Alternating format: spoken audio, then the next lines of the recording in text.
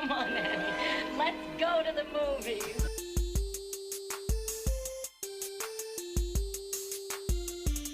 This is the Cinereelists, episode 525. My name is Kyle, My name is James. and we're here to talk about movies, movie lists, and movie obsession for the next hour or so. Welcome, James. Thanks. How's it going, Kyle? I'm doing pretty good. This is a Zachless episode. Yeah, he dipped out on us on the last minute. Yep. So for all the Zach haters out there, this one's for you. Do you think he actually saw the movie for the week? I have no clue. I have no clue Yeah. either. When he said he couldn't make it, I asked him to at least watch it, and nothing. So Who knows? who knows? You know, I'm a little I mean, disappointed he's not here for this episode because I really, really wanted to hear Zach's take on this movie. For sure. Yeah, I mean, this is the kind of movie, the movie we're going to talk about today. Everything, what's it called? Everything, Everywhere, All at Once is the There you kind of go. movie that I kind of want to hear everybody's opinion on it. You know what I Yeah. mean? It's definitely a movie where I kind of want everyone to see it. And even if Right. you're going to hate it, I want to hear how much you hate it. Right. And I think the people that hate it, I mean, we'll get into it. I don't know. We'll get into I have it, yeah. theories on that there are definitely people that this is not made for. Yeah, we'll get into theorizing who those people probably are. Yeah, I'm excited to be recording with you, Kyle. Me too. We did get Awesome. some sad movie news today, though. We did. Yeah. What was that Gil- news? Well, obviously not sad to you. Gilbert Gottfried passed away. Oh yeah. Yeah, that was sad. I listened to Gilbert Godfrey's podcast. Okay. Not every episode, but whenever they have a guest on that I'm interested in, I'll listen to it. But I've been listening to it for probably 5 or 6 years on and off. So I listened to Gilbert Godfrey on the regular, and it's kind of crazy because there's literally no indication on the podcast that anything was going on. They like never ever talked about it. And the last episode was like April 4th. So Oh, like a week it's ago. not like it's not like a what's his name? The Full House guy, where it was kind of a surprise. type Bob of thing. Saget. Yeah. Yeah, with Bob Saget. Sounds like he's been sick for a while and this was in the works, so to speak. I don't know how you would say that, but and so it's just interesting that he definitely decided not to be super public about it. And also just Yeah. like kept in the public eye a lot. Yeah, right. Like didn't want to share his illness, but just kept wanting to creating and being right in the public eye, as you said. Right. What is your favorite Gilbert Godfrey thing? Well, when I think of Gilbert Gottfried, two things come to mind. Mhm. Number one is obviously Iago from Aladdin. Mhm. And then number two, and this is a weird, obscure reference, but did you ever watch USA Up All Night in the mid 90s on the USA channel? Do you know what this is? Yes, I Okay. did. So, for people who don't know what this is, USA Up All Night was like a late Saturday night movie special, and they Mhm. usually played kind of trashy, campy movies. Like they weren't good movies, but sometimes they were cult classics. Other times they were just trashy movies. And they had a rotation of hosts over the middle of the 90s. Like Elvira hosted for a while, but Gilbert Gottfried was one of the hosts for a couple seasons of USA Up All Mhm. Night. And I think Iago was my first exposure to him, and Mhm. USA Up All Night was my second exposure. Nice. Those are two very different experiences of Gilbert Oh, Godfrey. for sure. completely. Yeah. Like, 9-year-old me was watching Aladdin, and then 11-year-old me was like, what trash can I watch on Saturday night now? Yeah. Yeah, definitely.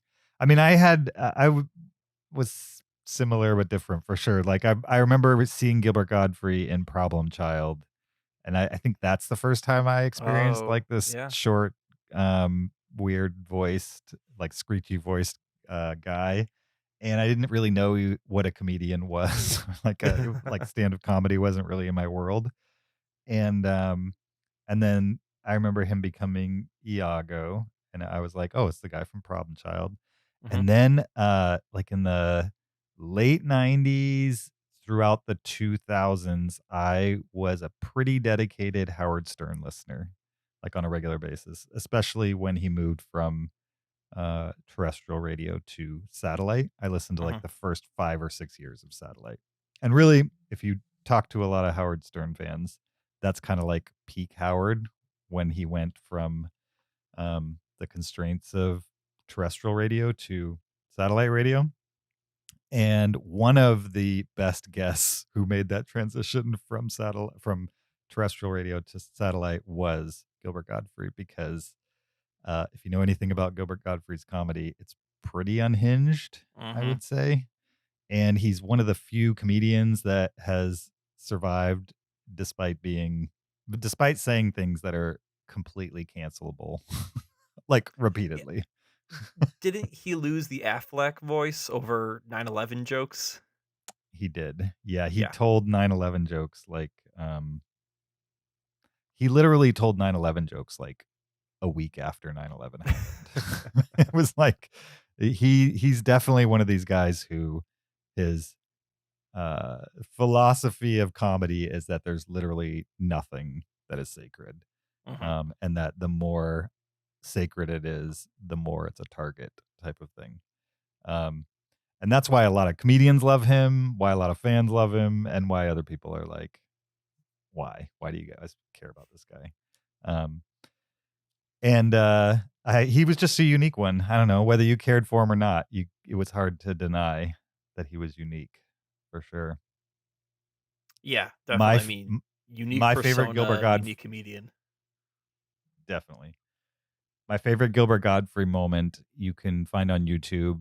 Just search, I think it's like Howard Stern, Artie, and Gilbert's last appearance on the show or something like that.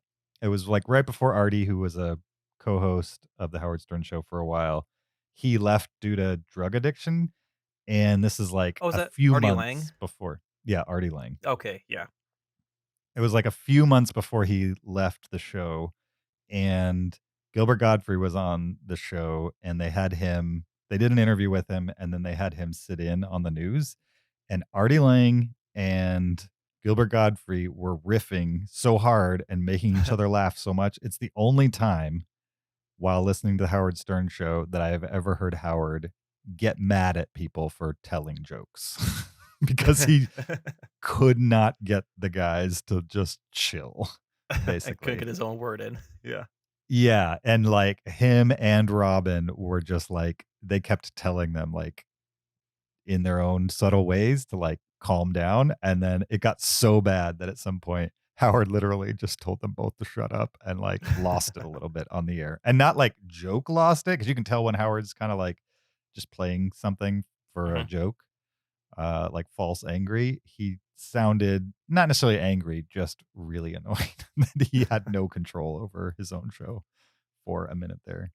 Um, yeah, easily. I've probably listened to that YouTube video maybe 2 or 3 times, over the course of my life, just because every time I listen to it, it makes me laugh. That being said, if you are sensitive, you probably shouldn't listen to that video because it is uh very very raunchy. I would say very raunchy, and like even though it was only 10 years ago, there are things that are said that even Howard Stern would not allow on his program anymore. um but as a weird nostalgia trip, it works for me. I'll need to check that out. It sounds up my alley. Before we get started on this week's episode, I do, and I think this happened the last time you and Zach did an episode together. Is like the next episode back, Zach wasn't here, and then I had all these complaints about what you guys talked about, and Kyle, you were put in the position of having to defend it on your own. Do you remember this? Ye- eh, oh, that's right. We yes, You Zach did and I you did our the first time we did like our best movies of the decade, and then Zach right. was gone, so I had to defend them. And now we did best actor and actress, and now Zach's gone, and I need to defend them again. This is gonna become a pattern, I think, for these episodes. I like that you guys are you have your own little series going on over here. That whenever I'm missing, you guys jump back into the series. I like that. I was curious to know what you were gonna do next, like best composer of the decade, or I mean, what's left? Well, we had another idea. Hmm. I don't want to spill the beans yet Okay. All right. because the only reason we didn't do it was we didn't have time. It was it was more research intensive Hmm. than this one was. So maybe next Sure. time we know you're gone, we can then plan like a weekend ahead and do the necessary research. So Sure. yeah. Well, I will say that with this one, I mean, I also like that you guys are doing these when I'm not around because I would have zero to contribute up until like the 60s. So, You know what I yeah. mean? Like I just haven't experienced the same movies that you guys have by going through those list movies and stuff like that. Mhm. You guys definitely have a deeper breadth when it gets to older movies for sure. So I don't really have a bone to pick about any of your early picks. Um, I just kind of have two notes. I just need you to like explain some rationale All to me. right. Go for it. I'll do One, what I can. I don't expect her to be the consensus pick for sure, but how is there no consideration for Michelle Williams in the 2010s? Like, not even a name mention, not even a. I know Zach, you don't like her, but in 2010, Blue Valentine, which he's expressing love for, in which she's Yes. half of that movie. And then he never mentions her name, only Ryan Gosling. Like, evidently, Ryan Gosling's in that movie alone somehow, Yeah, even though it's a it's a relationship movie. relationship with one person. Yeah. So in 2010, she's in Blue Valentine, Shutter Island, and Meek's Cutoff. In 2011, she's nominated for an Academy Award for My Week with Marilyn. That's just Mhm. the first 2 years of the 2010s. Okay? Yeah. I don't understand how she doesn't even come up. That's crazy. S- So I think for me, it I knew that Zach doesn't like Michelle Williams, Sure. and it's a consensus thing. And I also knew that I was gonna have to try and convince him on Charlize Theron. Like that was my number one pick. Okay. So I was like, what battle do I want to make? Do I want to, do two half battles, one for Michelle Williams, one for Charlize, or do I just throw out Michelle, which I know is gonna have zero chance, and Uh-huh. then pick my battle on Charlize instead, which probably has zero chance anyway, but at least I can make a stronger case with her. Sure. Yeah, I mean, who'd you guys pick? Emma Stone, I think, for that decade? We chose Emma Stone. Yes. Yeah.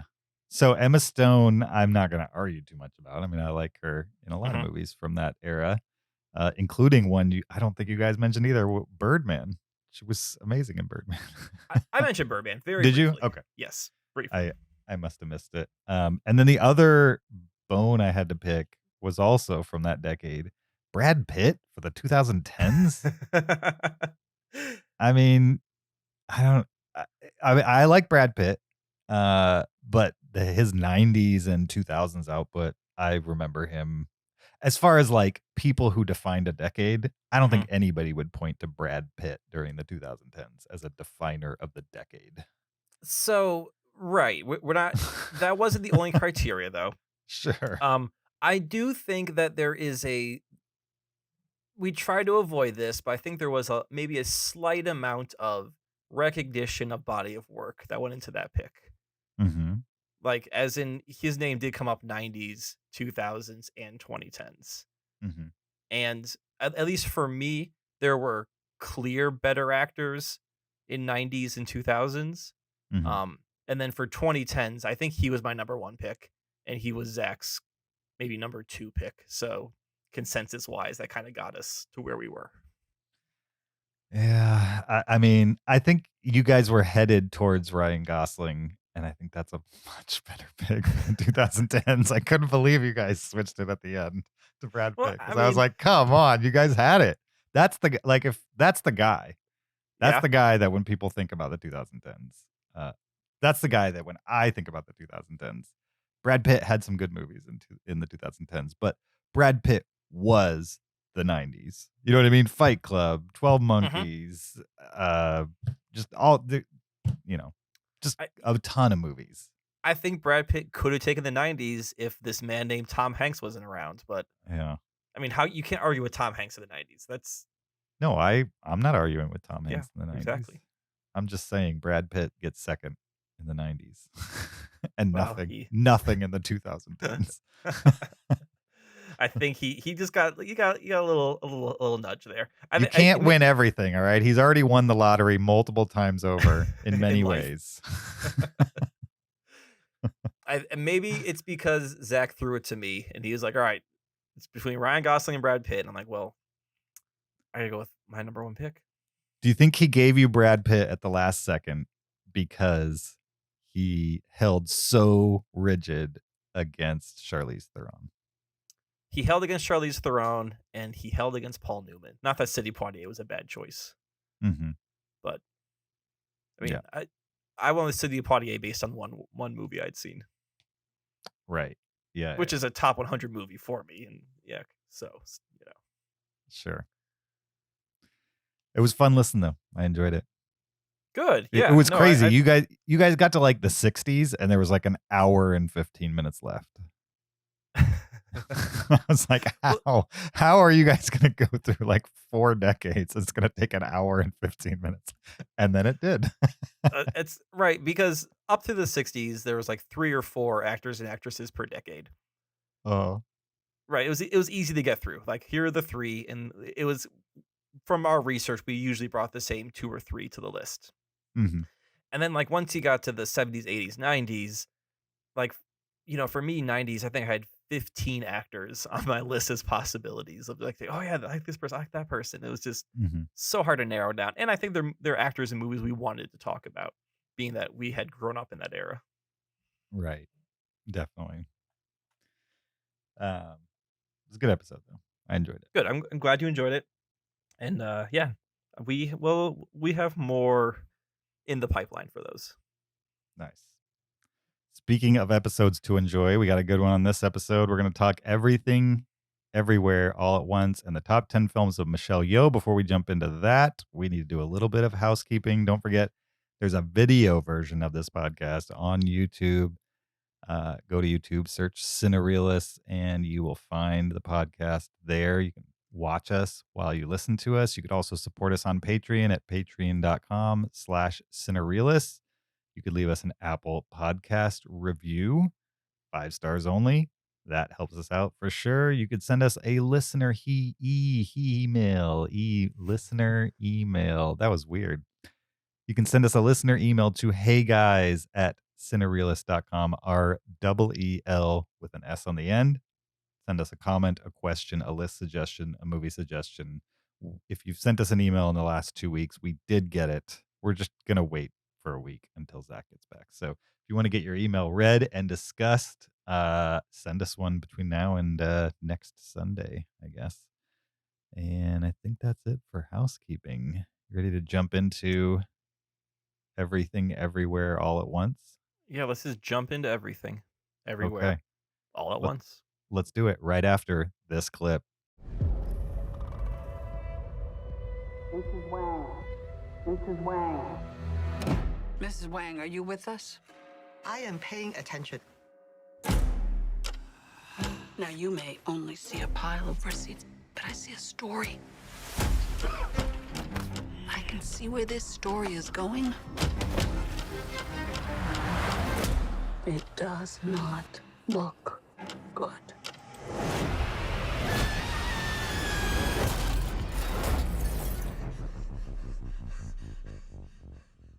That was Everything, Everywhere, All at Once, a 2022 American science fiction black comedy action film.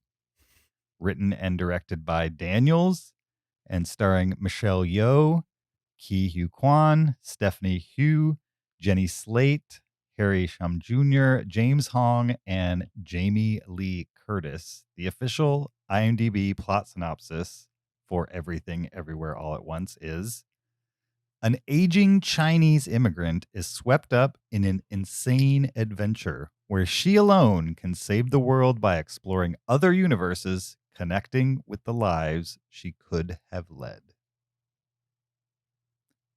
So, this is an A24 movie.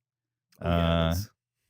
It's kind of a rare A24 action movie. They don't do too many of those for sure. Lots of horror movies, lots of dramas, lots of indie stuff.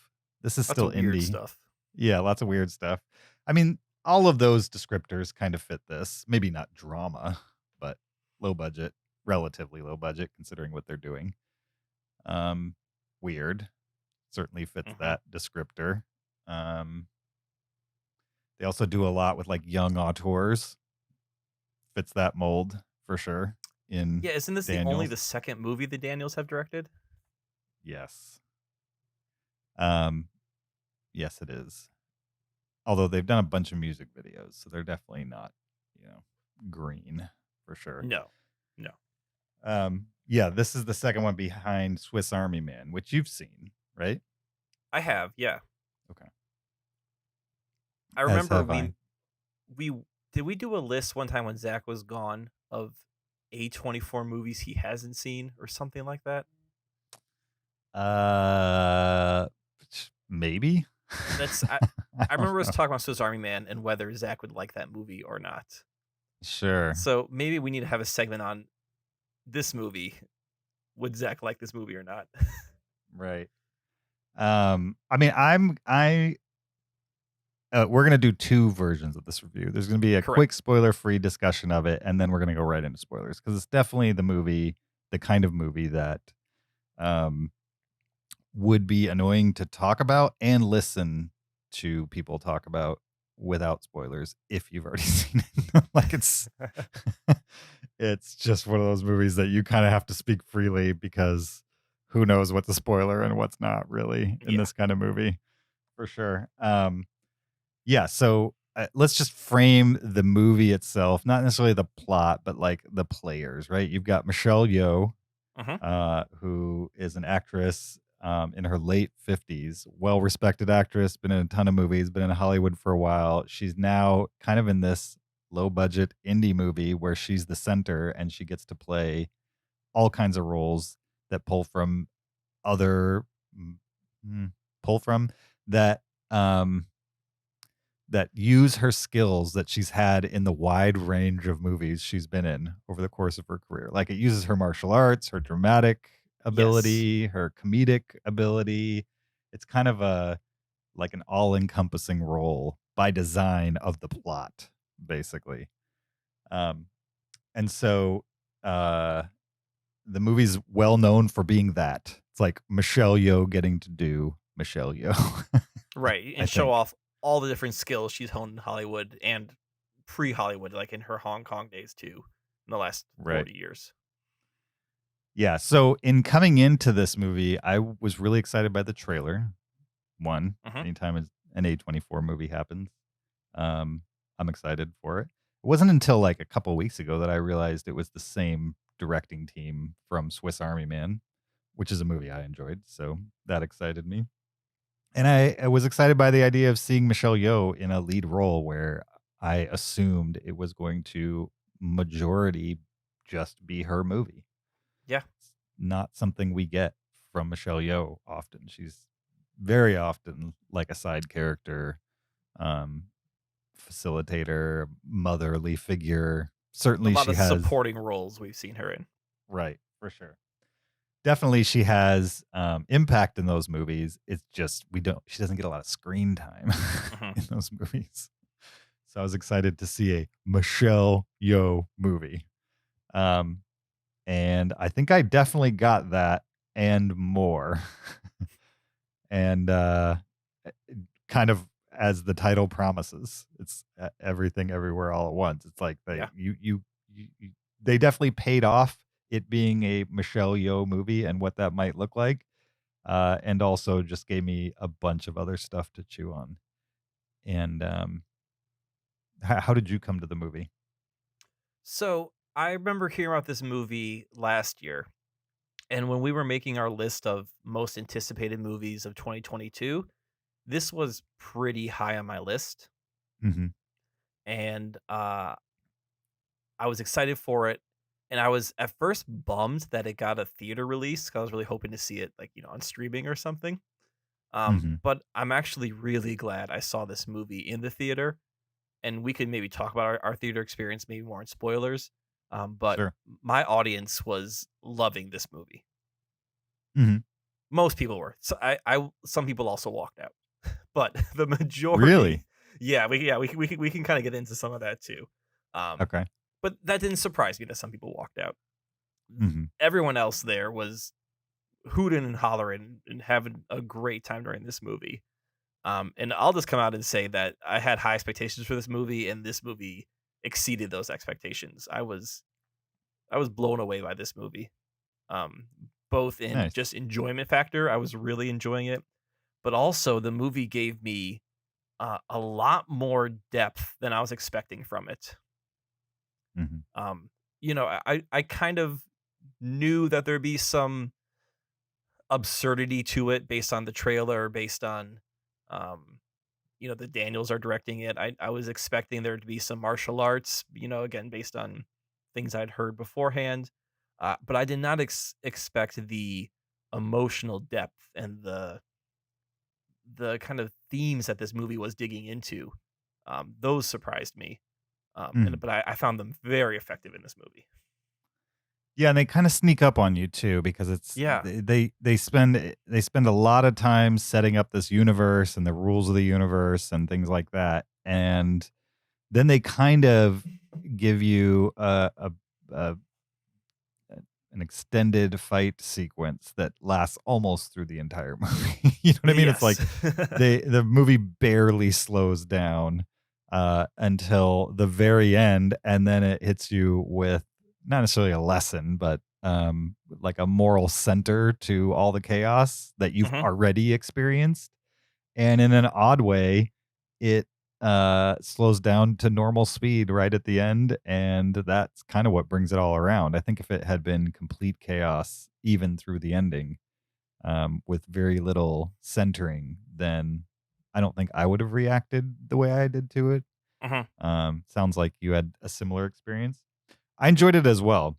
I did feel that it's a little relentless in its wackiness. I kind of wish it had slowed down, like, I don't know, maybe 2 other times for maybe 5 minutes at a time. You know what I mean? Just to let me catch my breath and let my brain catch up to what's going on. I think they did a masterful job of just rattling my brain. Like Yeah. it was to the edge of me being annoyed, but never crossed the line into annoyance. But it was on the edge, like multiple times where I was like, okay, like this needs to pull back a little. And it never really pulls back. It just straddled the edge for an hour and a half straight. Yeah, I mean, this movie's almost 2.5 hours long, Right. and I would say once it gets going, it doesn't really stop. Hmm. Like it probably the first, I don't know, 20 minutes, half hour on a more of a normal pace, Hmm. like the normal life stuff. But then Yeah. once the rest of the movie gets unlocked, you're right. It does not let up, and it throws a lot at you. And I could definitely see how it could be overload for some people, and how even for you, who this movie's probably more in your wheelhouse, it could be a lot that almost pushes you over the edge. Yeah. And I think it's probably one of the best titled movies I've seen in a while because Oh yeah, it's literally in the title. Like, we're gonna throw everything at you all at once. You know what I yeah, mean? all Like at once. we're gonna cram as much as we can into this movie, as much silliness, as much uh creativeness as we can, and we're gonna bring you to the brink and We're gonna like make maybe references to other movies while we're at it. right, for sure. Yeah, I mean it's heavily influenced, I would say heavily influenced I don't know if heavily influenced, because visually it's not heavily influenced by the Matrix, but like some of the themes are I was influenced by yes, that. I was getting Matrix moments, both. Yeah, I mean some visual, but yeah, definitely some of the mechanics felt Matrixy to me. Hmm. I think we should say that for the spoiler section. It's Sure. it's not a criticism. It's just more of a observation. Yeah. No, I think there's probably multiple movies that over time people will connect to this, Yep. that you'll see shades of influence more in the story elements than the actual visuals. Because I think the Yep. visuals are more inspired by like Michelle Gondry or um, I don't know who else. There. Who's like a quick cut master? Oh. I mean, it's kind of cut like a martial arts fight scene, but like the Yeah. whole movie is cut like that, like a Yeah. fight scene. It's like Michelle Gondry meets Jackie Chan. Right. Yeah. As if Jackie Chan movies were edited like it was one constant fight scene, even if it's just two people talking in a room. Yep. So I'm curious to know how many cuts are in this movie, because there's got to be. I can't imagine that this isn't a record, or like up there in the top 10 of movies with the most cuts, Yeah. Yeah. because it is constant for sure. Um, but all that being said, I enjoyed myself. I mean, it was a unique theater experience for Hmm. sure, and I think it's one worth seeing in the theater, in a room full of as many people as you can, because it's a journey for sure. And I wonder if it would play, if you were watching it for the first time at home, if it would play differently in a world where you weren't completely surrounded by a 40-foot screen and Hmm. a 12 channel audio system and other people staring in the same direction you are currently staring in. That type of thing. Um, I'm not saying it won't hold up at home. I just feel like there's some movies that can get away with not including that experience, and I think this one will give you a little more if you see it in a theater with a bunch of people. Yeah. I think there's so much visually happening Hmm. that having a large screen is going to help for sure.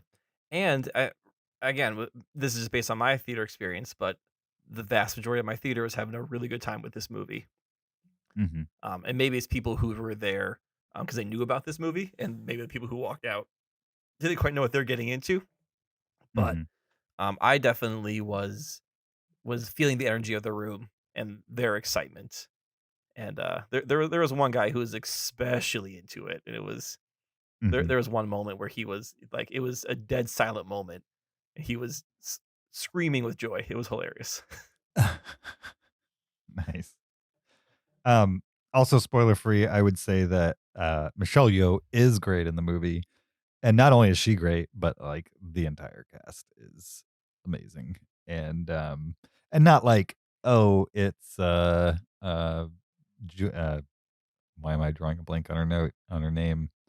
It's Jamie Lee Curtis. We love Jamie Lee Curtis. She's Oh amazing. yeah. No, no, no. It's not just Jamie Lee Curtis. It's like Jamie Lee Curtis in this specific role doing an amazing thing, I would say. And that also goes for Ki Hu Kwan, which it took me quite a while for me to realize who that guy was. And when I Oh did, yeah. I was Oh like, this really? is amazing. That Yeah, I didn't his voice has not changed in 30 years. oh, that's the Obviously, only thing that cued me in. I was like, I yeah, know this voice. I know this voice. Like after watching Temple of Doom and Goonies, how many times? Hmm. And he kind of looks like young Jackie Chan to me. And so I was Yeah. having like a little bit of like a cognitive dissonance moment where I was like, I know this is not Jackie Chan, but that guy kind of looks like Jackie Chan to me. But I couldn't place his voice. And then I was like, it has to be. It has to It be that has to be guy. short run. Yeah, it has to be that guy, because no other actor has ever had that exact same inflection. Hmm. And having seen the Goonies like countless amounts of times, like I know that that kind of it's not necessarily an impediment. It's just like a style of speaking and a tone of voice that has evidently carried into Ki Hu Kwan's adult life. Yeah. So that was a surprise and a very welcome surprise. And it's not just the nostalgia of seeing that person on screen. It's seeing that person on screen uh just be amazing. You know what I mean? Like he's awesome at the martial arts that they're having him do, Yeah.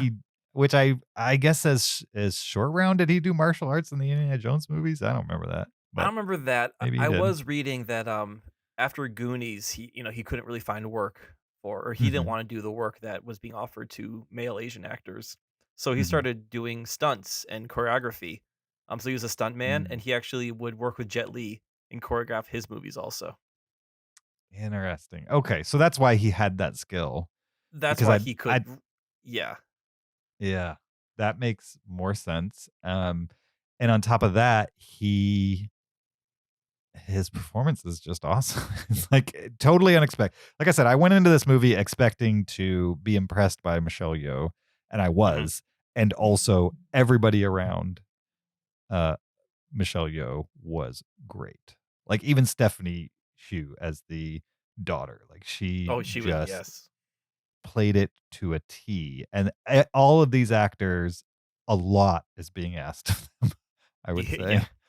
It's not like they're just coming to play one simple role. They're playing the same character, but like multiple variations of that character. And that is an acting challenge. And to have all four of those primary actors pull it off in their like own unique ways was Mhm. super impressive. And again, it's one of those things where if the rest of the movie had been relentless over the line, um, like the fact that the acting was so good and the ensemble was so good, I think kept the movie from crossing that line. You know what I mean? It was like Yeah. a part of this gentle balance where even when the visuals and the pace of the storytelling was getting out of hand, you could lean into the performances of the actors and they complemented each other really, really Th- well. there's a version of this movie I'm sure someone's made once where it has all the absurdity, it has all Mhm. the pacing and the action and the pizzazz, but doesn't either have that acting depth Mhm. or have that emotional depth. And I imagine that that movie would be fun for like half an hour, Mhm. and after a while you're like, okay, this is just 2 hours of like just throwing everything at me.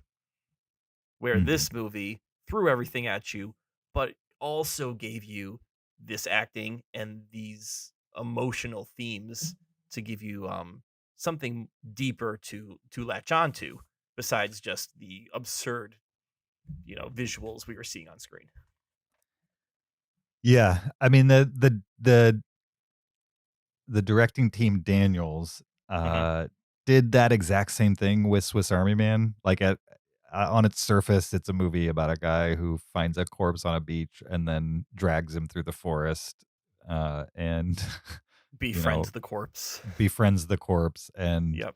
hallucinates as the corpse flagellates. You know what I mean? It's like that's what the movie is. And Yeah. yet, Swiss Army Man is a touching story about friendship and Hmm.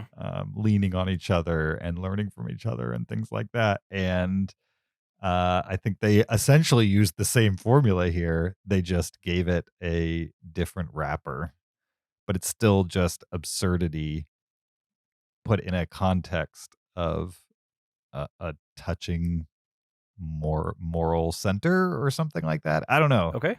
It's weird. I mean, I do. We'll talk about it in spoilers, but I do like one element that they bring around at the end that was very unique to me for a movie that has some of the themes that are running through this movie. Hmm. Like a lot of the themes that revolve around science fiction movies or dystopian movies or science or time travel movies to an extent, kind of like what's the meaning of life type of questions. And the way this movie approaches the answer to that question, I thought was pretty pretty inventive. Yeah. Yeah, I liked it. Okay, It enough sounds like we have to get beating into around the spoilers, I bush. think. Yep, Yeah. enough beating around the bush. Let's letterbox this and then jump into spoilers. What are you going to give Everything, Everywhere, All at Once? It's 5 stars. 5 stars. I was going to give it like a 4.5 just because I do feel like you could lose 10 minutes. Yeah. But I'm not going to do that. I'm going to give it 5 as well. Oh, double 5. All right. Maybe on rewatch, if it still feels too long, it would go down. But Mhm. this is the best movie I've seen this year, easily. Oh, it's for sure the best. I mean, I've only seen 4 so far, or this is number 5 now, but Right. for sure the best movie I've seen this year. I mean, I hope that we're in a year where at the end of the year, I'll be debating whether this is in my top 10 That would be, yeah. After, well, because that's a good top 10. I'll be shocked if this is not in my top 10. after the And 2 years we've had, you're hoping by 2022, like we'll finally be getting some things out that we've been waiting on for 2 or 3 years. for sure. And yeah, hopefully this will be a very strong movie year. We'll see what happens. Yeah, But good start so far. definitely. All right. 2 5s for Everything, Everywhere, All at Once. We're going to talk spoilers now. So if you haven't seen the movie, you don't want to know anything about it, you probably shouldn't continue to listen to this. You could jump to the films of Michelle Yeoh, our top 10 list. You could find a link to jump to that in the show notes. Or if you don't care about spoilers, then you could just listen on and, we're going to spoil it for you. Yeah. So, spoilers from here on out. Anything you have to mention that's spoiler heavy? Like we said, it's hard to know what's spoiler on this one. Yeah, so I mean, I could talk about some of the movie references I saw Mhm. throughout. I mean, there's definitely moments to spoil, there's mechanics to spoil. We can get into all of Mhm. that. But I definitely want to talk about the movie references for sure. Okay. So the big one that we both mentioned before was The Matrix. Mhm. And not so much as in like, oh, you're living in a false reality. It's not that part of it, but it's more the idea of you can unlock an ability that another version of you in another universe has. Right. Right. And then so she does learn kung fu. It's almost like, I don't think she actually says I know kung fu, but it's very similar to that moment Mhm. when she finds the version of herself in some other universe who's who's kind of actually the actual Michelle Yeoh, who's like the real life version of her. I think that's the movie star version, right? Mhm. Who knows kung Yeah. fu, Mhm. right?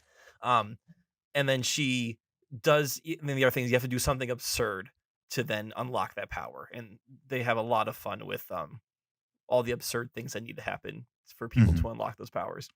And then, yeah, she does the thing, and then like she now has that version's experiences, and now boom, she knows kung fu and can fight. And that Mhm. was very Matrixy to me. Yeah. There's also like a bunch of references to her being the one. You know what I Yep. mean?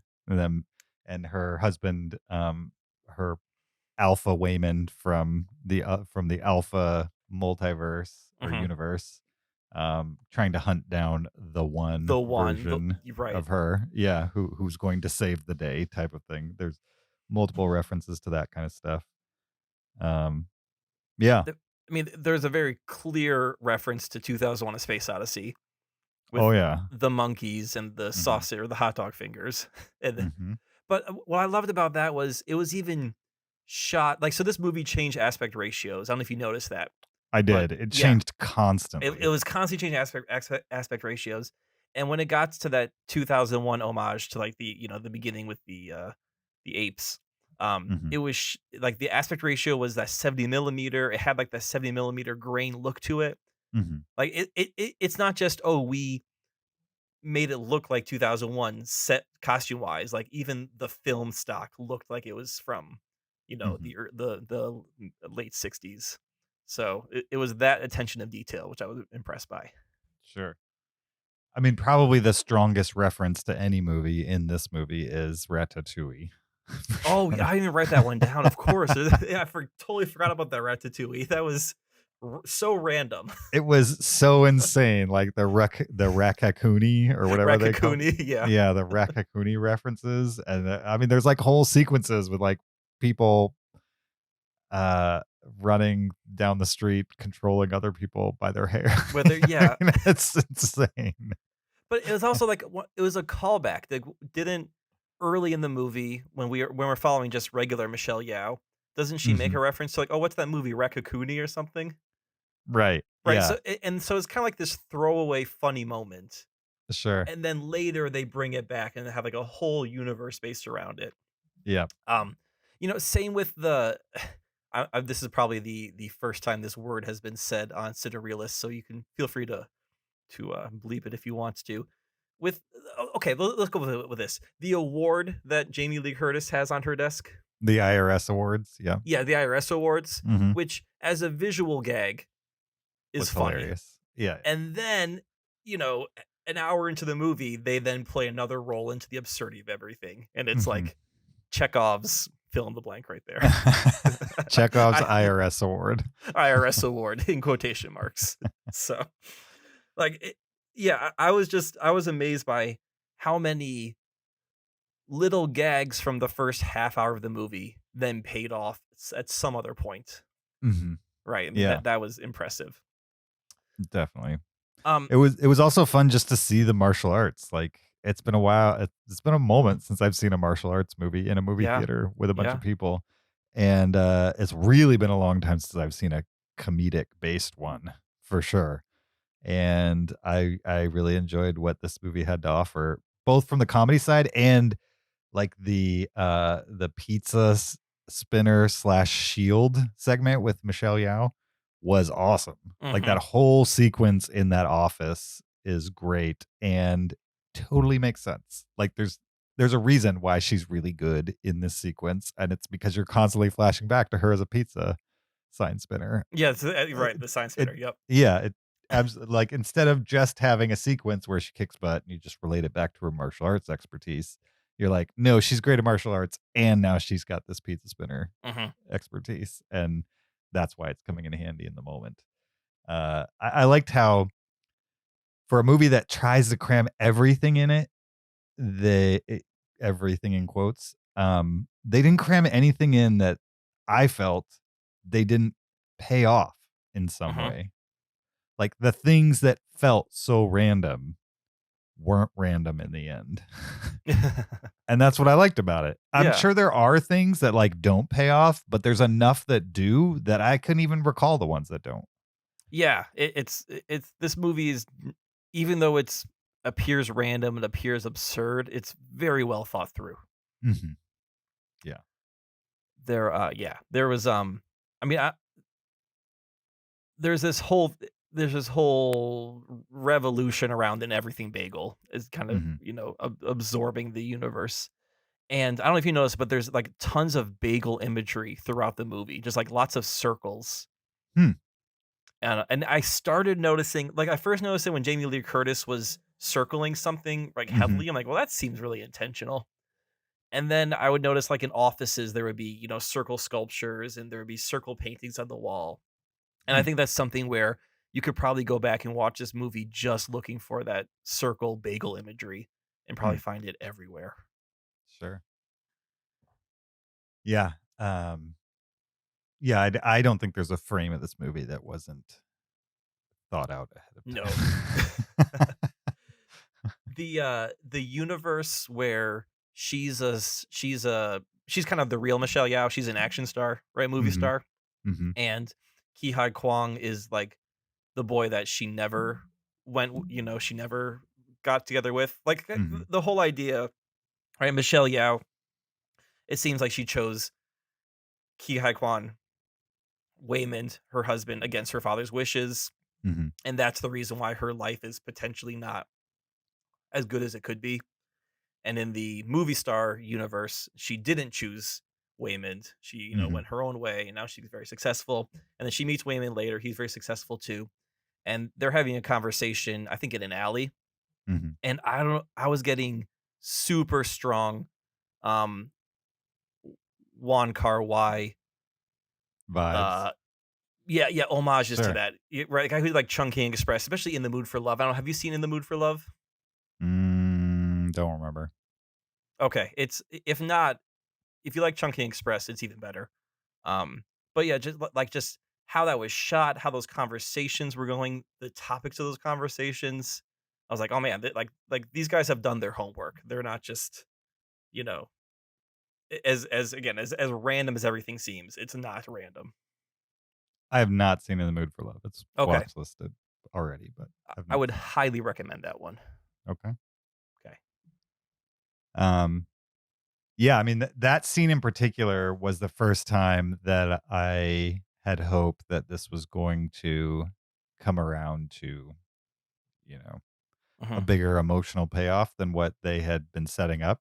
Because it kind of like sets itself up as this wacky multiverse cartoon that you're just along for the ride in. Yep. That has action sequences and fantasy sequences, and they're stitching together well enough to keep you on the tracks, but um, it's still just a ride type of Hmm. thing. And then that segment where they're in the alleyway in your um, other universe, Michelle Yeoh as a successful actress, and she's realizing that not only is she more successful uh, in her mind in life as this actress, but also he is like Yeah. more successful, but they're apart.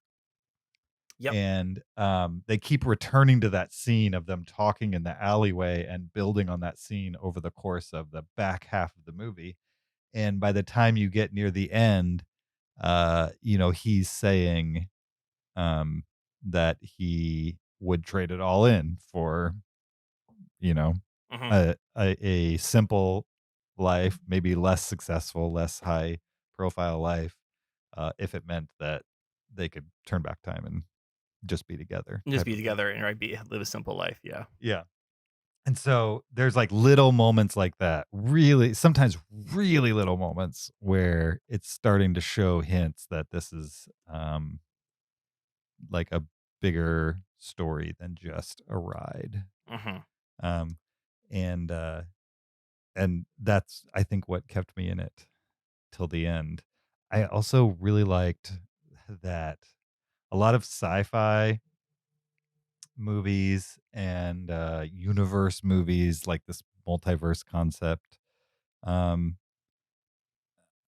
dystopian movies, they have like a certain level of like nihilism to them, where it's kind Hmm. of like, what does it matter? The world's over. Yeah. You know what I mean? Like you can do whatever you want now. You can be a murderer. It's not a big deal, type of thing. And normally it's like your protagonist doesn't believe that, and that's the story. It's like that's what the world is, except for the one person you're following who still has a compass, type of thing. Yeah. Still has the faith in humanity or something like that. Right. Which is fine. It's great stories, but it's a story we've seen a bunch. In this one, your protagonist, who you're kind of rooting for to figure things out, she is told by her daughter that nothing matters really. Hmm. You know what I mean? Her daughter in her daughter who is in her own depression is telling her mother like, what does it matter?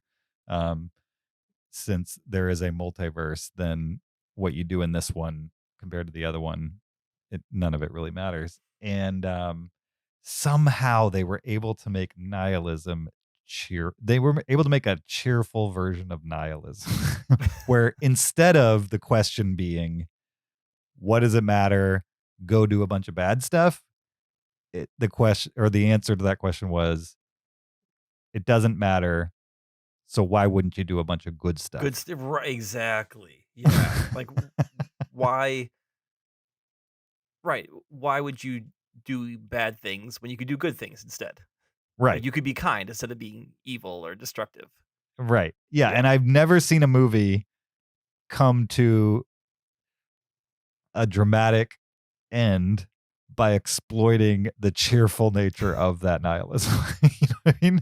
Like the way she gets to her daughter is the realization through Waymond's Mhm. actions, like how kind Waymond is, inspires her to drop her hard exterior as like a overbearing mother who is disappointed in herself, her dad, her daughter, her husband. You know, she's just disappointed with life in general. She decides to drop that, and instead of defeating people with her fists, she's going to use her multiverse abilities to make them the happiest people they could imagine Right. Yes. so that they won't want to fight her, Mhm. essentially. And I just thought that was really a completely unique way to approach a situation that has been a story element in countless movies, and also not a thing that the movie was doing. Like it turned that perspective into a lesson for our main character that brought all the other characters in to the fold of that same lesson. Like even the IRS agent by Jamie Lee Curtis is like brought into that realization for her. Mhm. And I liked all that. I feel like I'm talking too much, but No, no, I like what you're saying. Like I want to build off of that. So you are not talking too much at all. sure. Yeah, I mean, I like that this movie gives you kind of like a 1-2 emotional punch. And the first is you realize that the daughter is this destructive force in the multiverse, where Mhm. there was a version of the daughter where, Michelle Yeoh's character um unlocked the multiverse and then drove her daughter to like understand it even better than she could, and then that kind of broke her daughter and turned her into this nihilistic agent of chaos who wants Mhm. to like who realizes it doesn't matter, I can do anything I want. And you know but but besides the fact that there's this, her realizing, oh, it all doesn't matter, like it's also rooted in the fact of like, I just want my mom to love me. Mhm. Right. Yeah. There's more. It's more than just like who cares about anything. Like, because she actually does care about something. Mhm. Like she does want to be loved and accepted, but wasn't getting that. So she's like, well, I can't get what I want, and nothing else really matters. So let's just destroy the whole thing. Right. But oddly, it's like she can't even do that until she gets her mother to understand why she's doing it. Right. And in her biggest thing is to convince her mother that it all doesn't matter. Also, like to bring her to her side. Like she doesn't want to destroy her mother. She doesn't want to defeat her mother. She wants her mother to realize also that none of this matters, Mhm. and you never gave me the love I wanted. Let's just, be in misery together. Right. Yeah. Um, yeah, I liked all that stuff, and the movie, uh, without that would be fine. But I think that's what, you know, changes it from, like, a quirky little experiment to, like, a quirky little experiment that is way better than I expected it to be Uh, type of thing. I'll admit, I was getting emotional in the theater in that final sequence when she's being kind to everyone. She's trying to, show kindness to her daughter, and I realized, oh my, this is way deeper than I was expecting, and I did not expect to, get misty eyed at Mhm. this absurd movie. But here we are. What did you think of the false ending? I kind of I mean, there was 25% of me thought, "Is this real?" Eh, 75% of me was pretty sure that this is part of the movie. It didn't I wasn't checking my watch or anything, but it didn't feel like 2 hours had passed. sure. But, like, there was a part of me that thought they could do that. They could just end this movie. It'd be a bold decision. It would piss off a lot of people, and probably be included. But Sure. it would not have surprised me if that was the actual ending. Yeah, I mean, the only thing that would have worked better, and I don't know how you plan this, because when when they cut to credits Yeah. and she died, right? Isn't that how it false ends? Like your Michelle Yeoh character is like dead in the lobby of the IRS building, right? Yes, that's right. She dies in No, the or does Waymond die and she's holding Waymond? something along. I thought she died also. Yeah. I don't Doesn't remember. she stab Waymond? She does stab Waymond at And then some point. something like that happens. Yeah, it's kind of like the low point of the movie. It's like the most unsatisfying ending, I Yeah. would say. because they're in the middle of building to something that's Mhm. beautiful, and then they just kind of end it. And when it went to credits, I was like, they're not gonna really end it like that, are they? And then I looked up and I realized all the lights were still on in the theater, and I was like, okay, this is not the end of the movie. They're gonna come back, and then they do. Yep, they do. Right. Pretty fast too. It's only like maybe 5 to 10 seconds before they're bringing you back into it. They But do if like they 3 could or have 4 credits. somehow coordinated with the theater to turn the lights on, that would that would have really freaked people out. Yeah, people were like, "What is going on right now?" Right, for sure. The other movie reference, I don't know if this is a reference or if people are gonna pick up on this at all, but the first fight scene where Waymond is using his fanny pack Mhm. to beat everyone up, very strong Pootie Tang vibes from that. Did it? With Pootie Tang and the belt, how he would, Sure. use his belt. Now, obviously, Waymond is a much or Ki Hong. I can't Ki Hong Quan. Kwai, Quan. right? Thank you. He's a much better fighter than Pootie Tang, Yes. the actor who played Pootie Tang Lance Brothers or something like that. But just the idea of like someone using their belts to fend Mhm. off attackers, and then how he could kind of like he could in one motion strap it back in was all very Pootie Tang esque for me. Very Pootie Tang, huh? Very Pootie Tang esque, yes. So always looking for those little Pootie Tang moments when I watch movies. Sure.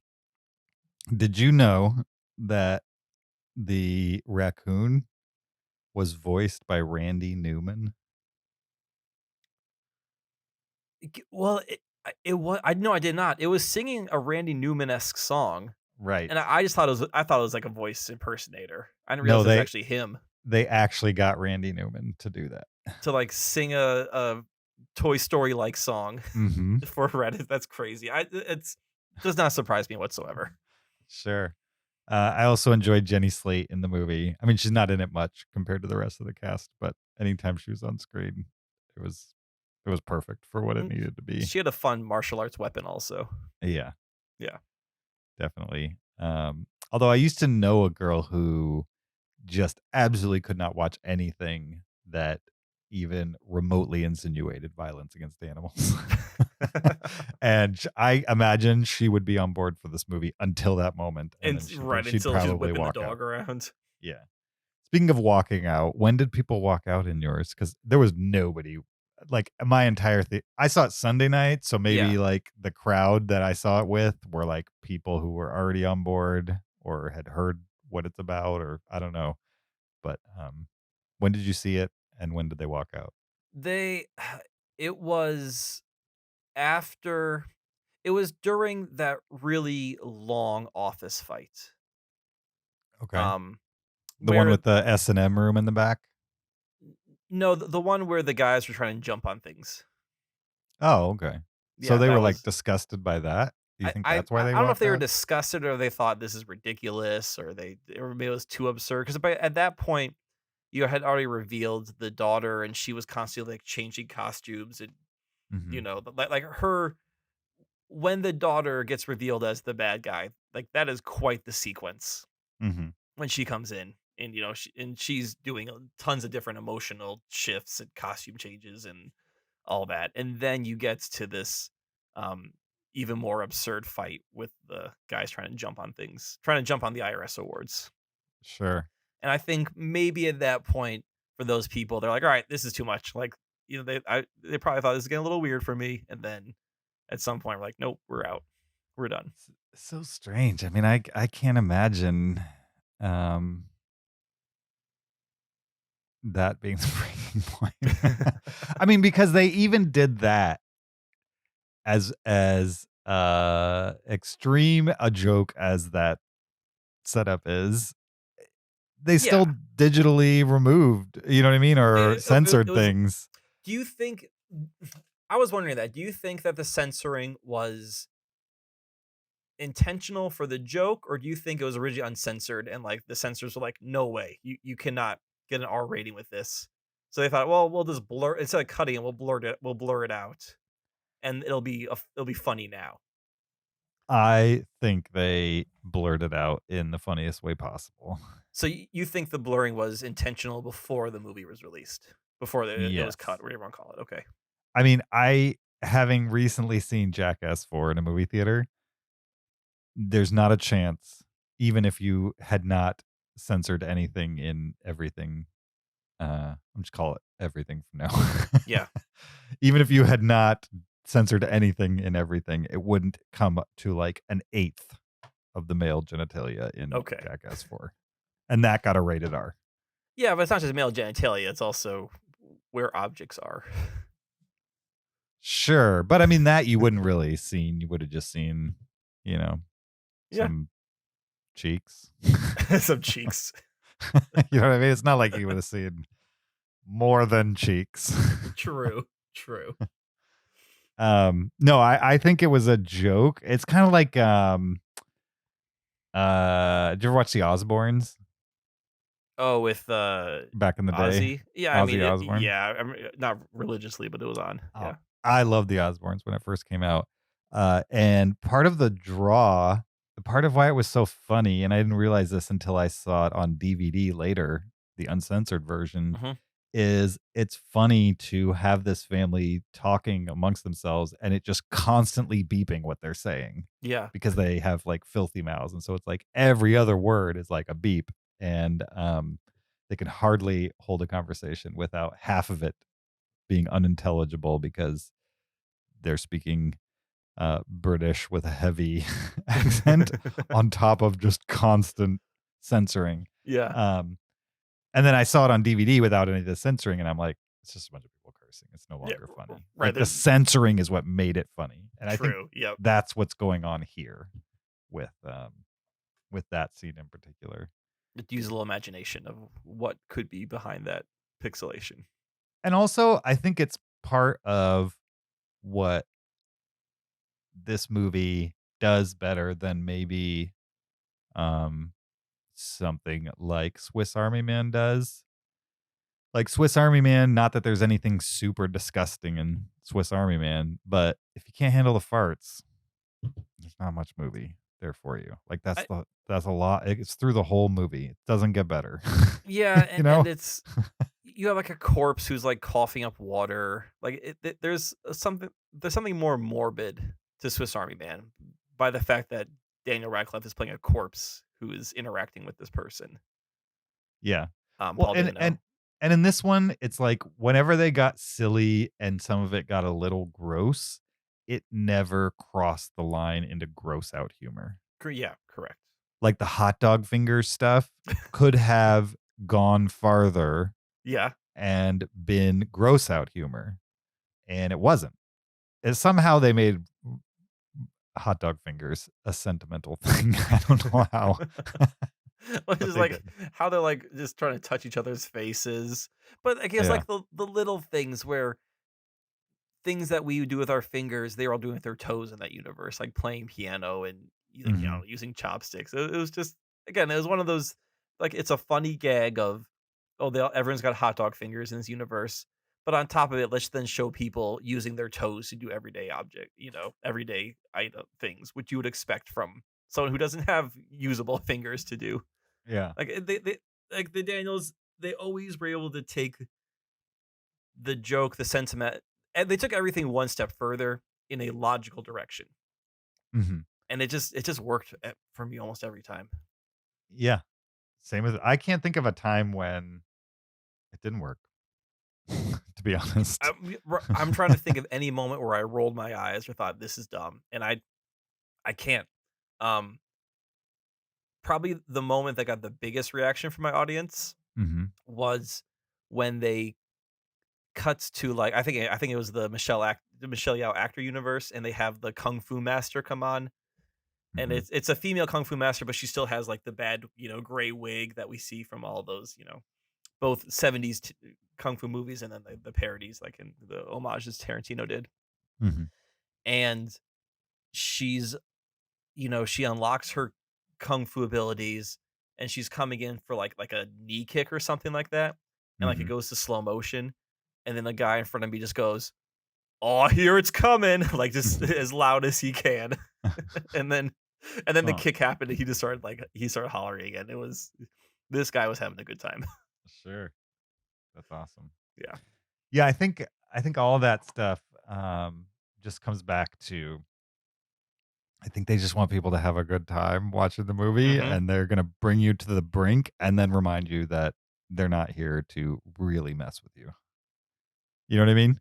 It's like Ye they were messing with you, but they were messing with you in the most playful, fun way, not the it was like a constant reminder, we're not trying to annoy you with this.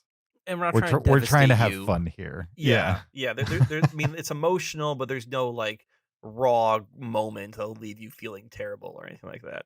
Right. That's why I think sometimes when the jokes towed the line, like the IRS award scene, they were definitely at the line. Mhm. And the next logical crossing of the line is to depixelate. They never did. You know what I mean? It's Yeah. right there. You can feel it. It might go over the line here. And I bet if they depixelated, they'd have had more walkouts because Mhm. people would be like, I didn't sign up for this. I don't wanna see a bunch of that flying Right. around in this movie. Exactly. Yep. If I wanted to see that, I'd go watch Jackass 4. um, and I think there's just a constant playing with that, and they hit a perfect tone with it. Um, there's also like great music. I mean, it's a whole package movie. I don't know if we have to go into every little element of it, but No, but um, I think you and yeah. I strongly like this movie. Who would this movie not be for? I mean, I don't know if my parents would have the patience for the pace that Mhm. this movie goes at. Um, I don't think there's anybody other than older people that I wouldn't recommend this to. Um, I think if you don't like, even though it's not as random as it seems when you mhm, di dig deeper, if you don't like randomness in movies or just like weird for weird's sake, mhm. I think this could be a turn off for people. I'd also say that like uh, this is a movie that I would give a strong theater recommendation to Yeah. most people on. Yep. But if they're not going to go see it in the theater, I think I'd recommend it to less people to watch at home. I think it'd be too easy to just turn off and not roll with the movie. Right, because you're at home, you're like, "Oh, this is weird. Right. Dip out." Exactly. Yep. Yeah. Where being Um, in the theater, unless you're a person who's easily walks out of movies, you're kind of a captive audience. you're a captive audience long enough to realize that they want you to enjoy this. They're Mhm. not just being annoying. Yeah. Yep. um, I think once you buy into that idea that they're not just being weird for weird's sake, and I think the movie does a good job of getting progressively more weird. Uh, but if you can't hang at that level, at least if you're in a movie theater, you can look around and realize other people are enjoying this. Mhm. Maybe I should continue to give it a shot, type of Right. thing. Um, whereas I think people at home are much easier at just changing what they're watching. It's easier to turn it off. Yeah. Right. If you're gonna watch it at home, at least rent it so you got some financial investment in it. Mhm. If I you mean, stream it on I believe that anybody listening to this podcast should see it in a theater or at home. I think if you listen to this podcast on the regular, you probably have enough. I don't know. You have a high enough threshold you could handle this. And content wise, it does toe the line. Don't watch it with kids, but it's not crazy over no, the it, top there was never a moment that was gross to me or gory or anything like that. And right no cringeworthy moments. for sure. Do you think Zach liked or will like this movie? Because we have no idea if he's seen it or not. I think Zach will like this movie. Yeah, I think he has a higher potential to like this movie than Swiss Army Man.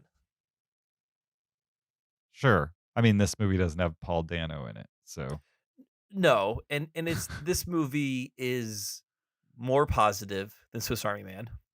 mhm, Right? Swiss Army Man kind of has a bit of a dark ending to it. sure. And although this movie has its own weirdness and absurdness to it, it's not corpse based humor. Mhm. Yeah. I rewatched Swiss Army Man a few nights ago, and I always considered that movie fast paced, but it's nothing compared to No, yeah. everything. Yeah, for sure. I would say Swiss Army Man is the movie that put A24 on the map for me and said like I want to see everything from this studio because they're doing something. Interesting. I don't really have a movie like that for me. I just remember seeing a sequence of movies over the course of a year or two, and then thinking, "What is this logo at the beginning?" Like, Hmm. I constantly seeing this logo. And then I looked up their filmography and I was like, "Oh, this is why." Because Yeah, a lot of the movies I've liked in the last 2 years have been attached to that logo somehow. And so the movies that were attracting me to the movie theaters, if it wasn't like a, major studio, it was probably an A24 movie. A24. Yeah, Yeah. uh, A24 is a triggering moment for Megan if we sit down to watch a movie. Because for opposite reasons, like she'll assume she's not gonna like it or Yes, it's mostly based on the lobster. She hated the lobster. Mhm. Perennial Cinereelists favorite here. It always comes back But to the lobster. I think it's for her. Was it She, overhyped for her? I don't think it's overhyped. I think it just got to be too weird for her. Okay. Um, is that Yorgos Lanthimos? Is that he did the lobster? Yes. Yeah. Okay. Yeah. I Do think it you got to think be. do you think this movie will be too much for her? I was, so I tried talking to her about this. Like I saw it on Saturday, Mhm. and then I even though she hadn't seen it, I at least wanted to like debrief. Process, right. Yeah, and she's like, oh no, I want to hear the podcast. I don't want to. I don't know anything. So she like at least wants to listen to the episode, which is great. But Mhm. like I need someone to process with, and like the only people I knew who were seeing it were you, and I didn't want to, you and Zach. I Sure. didn't want to start doing that off air. So, um, I I don't know. I think she could. I think she would like the martial arts aspect. She likes Michelle Yeoh. Mhm. So I think she would enjoy the acting. I don't know if this movie would get to be a little too absurd for her. Mhm. I definitely think this could walk the line. And I think for her, like we went through and we looked at A24 movies, and she's actually 50-50 on them. Like half of them she really likes, half of them she doesn't like. But Mhm. there's no middle ground for her. Like with Mhm. A24, it's either like a 4-star movie or a 1-star movie. There's no Right. she I like I don't think Of there's the a ones 24 she's movie. seen. Although yeah, she's seen probably like 10 or so. 'Cause there's definitely a middle ground when it comes to A24. It's just those are the movies nobody talks about because Right. Yeah. the movies that people talk about are polarizing one way or the other. Yeah. And those are the ones we end up watching together. Right. And like I'll leave it, I'm not gonna show her Midsummer, Mhm. obviously, because I know she'll hate that. But like we watched Ex Machina and she enjoyed that one. She likes The Farewell, that's A24. So Mhm. Lady Bird? yeah, she liked Lady Bird. Mhm. Yeah. But then Moonlight? I think she's mixed on Moonlight. Okay. Yeah.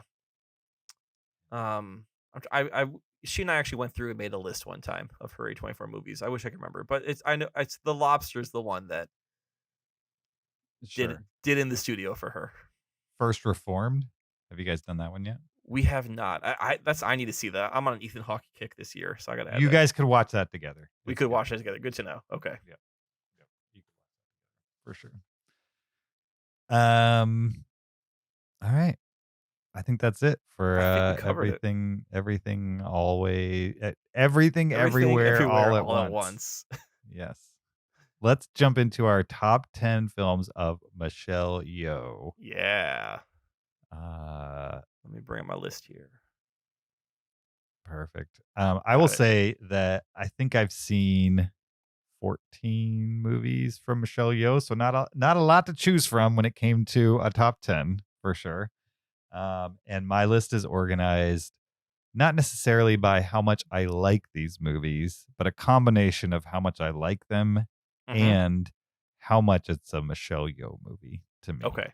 Like how much she is the catalyst of the things that are happening, or if it's lower on the list, it might actually be a better movie than a movie that's higher on the list in total. But Michelle Yeoh is like such a supporting character that it just bumps it down the list type of thing. Yeah, I was definitely so I've only seen 10 of her movies, Mm-hmm. and there was a couple where I was like, she's in that movie. Just Sure. did not remember. So I tried to keep in mind how much I like the movie, but also her performance, because this is a Michelle Yeoh list, not a movie list of Michelle Yeoh movies. At least for me, I was trying to focus more on her than the movie itself. Definitely.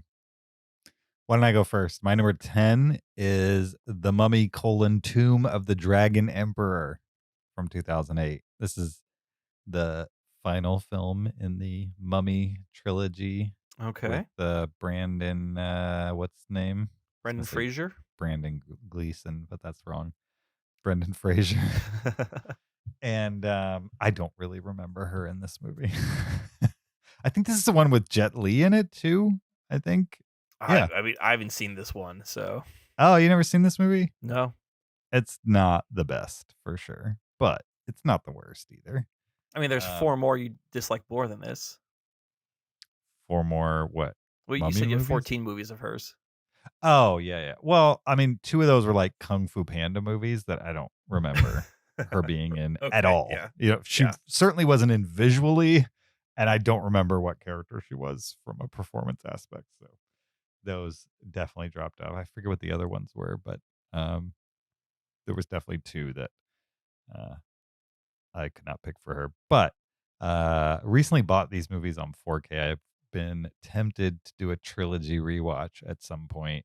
And I'm curious to know if that third movie, I'm pretty sure if I watch the third movie right now, it'll Mhm. be like I've never seen it before because I don't remember a single thing about it, which lands it at my number 10. Yep. All right. So like I said, I've only seen 10 of her 10 movies that she is in. Mm-hmm. So this is a pretty easy list to make, nothing to cut out. And my number 10 is Guardians of the Galaxy Volume 2. And it's not because I don't like this movie. I like it a lot. I think it's a good mid-tier Marvel movie. It's Mm-hmm. because she appears in the mid-credits scene. Mm-hmm. And she's barely in it. It's not even a cameo. It's more of a, I think she appears like with the original Guardians with Sylvester Stallone. Mm-hmm. And I just really couldn't put this any higher than number 10 because she has 5 seconds of screen time in this movie. But as a movie itself, I enjoyed Guardians of the Galaxy too. I thought it was a worthy sequel to the original. Yeah. It's interesting that she was in that post-credit scene and then later they used her in Shang-Chi. They used her again, exactly. To better extent. We'll see For later. sure. Yep.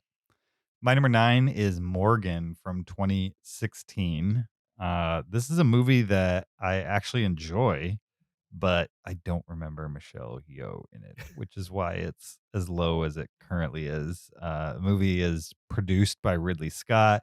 It stars Kate Mara and Anya Taylor-Joy. So if you Mhm. like those people, I think this one might be worth a poke. It's kind of like a science fiction thriller of sorts. It's kind of dark. It's like a um, medical testing on a girl with abilities type of movie. And then she goes on the run and they hunt her down, for lack of a better plot synopsis off the top of my head. Hmm. I mean, it's nothing that's going to blow your mind, but if you like those actors and you want to watch a movie with them, you could do worse than Morgan for sure. All right. My number 9 is Memoirs of a Geisha from 2005. This And feels this is really low. well, I only got 10, and I don't remember this movie at all. Like I remember it being a big deal. The book was a big deal when it came out, Mm-hmm. and then I remember seeing the movie. And this is directed by I thought it was directed by Ang Lee, but it's not directed by Ang Lee. It's starring, I'm gonna butcher this name. I believe it's pronounced Shang Zi, who she's in Crouching Tiger. She's in like House of Flying Daggers. She's in Hero. Mm-hmm. Like she was probably the third or fourth most famous face of the Hong Kong action scene in the 90s and the 2000s. Mm-hmm. Um, and she's playing the geisha in this, in this movie. And then Michelle Mm-hmm. Yeoh is kind of playing the, I guess, the head geisha who's training her. Mhm. But I really had to like go back and look at the plot synopsis to see what Michelle Yeoh's role is. I had to watch a a YouTube clip with her to realize that's what she did in this movie. So just because I'm nothing into the movie itself, but because I could barely remember her being in it, I had to put it at number 9. Sure. It's directed by Rob Marshall, same guy who made Chicago. Oh, another movie I love. My number 8 is Shang-Chi and the Legend of the Ten Rings. Fun movie for Yep. sure. Just didn't watch it for Michelle Yeoh. That's why it's at number 8. Fair. My number 8 is Tomorrow Never Dies from 1997, the Bond movie. Mhm. I want to say this is where I remember seeing her for the first time.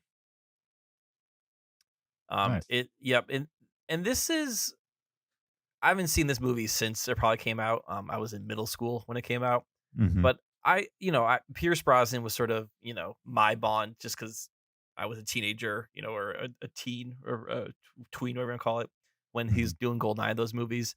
And I remember enjoying Tomorrow Never Dies. I think this is the one with, oh, what's his name? The famous Irish actor, Jonathan Pryce. He plays a newspaper magnate who owns a stealth ship, and he is making the news so it happens the next day, basically. Like I Mhm. said, reporting the news, he's making news, and he's manipulating world events to sell newspapers and, be a Bond villain. And Michelle Yeoh she's kind of playing a Bond girl, but she also holds her own. I think she comes from like the Chinese consulate or the embassy to help James Bond, take down Jonathan Pryce. And she's doing some of her Hong Kong martial arts in this movie. And again, really the first time I remember recognizing her as an individual actress in a movie. Nice. It's probably the first time I did too as well. Yeah. I imagine. My number 7 is Yes, Madam from 1985. Also commonly referred to as Police Assassins. It's one of Michelle Yeoh's early martial arts movies. It is very 80s for sure. But if you like Jackie Chan movies, this is not one of the Jackie Chan movies she's in. She's in with him in, but it is a martial arts movie in which she's the star of it. Mhm. And she gets to be a female martial arts hero. There's a lot of gunplay in this movie too. It's Okay. not strictly martial arts. A lot of gunplay, a lot of like fast violence, a lot of people getting shot in the head and like no blood. Oddly enough, that type of stuff. And it's still an 80s Hong Kong action movie. So it all kind of plays a little cheap with a cheap synth soundtrack. Mhm. But it's really fun to see a young Michelle Yeoh like cutting her teeth in an action genre, Yeah. especially since like the only action we really got of Michelle Yeoh was the little bit she did in Tomorrow Never Dies and a bunch of martial arts stuff, right? Yep. Like there's no Die Hard, where she just gets to be awesome without martial arts, I guess.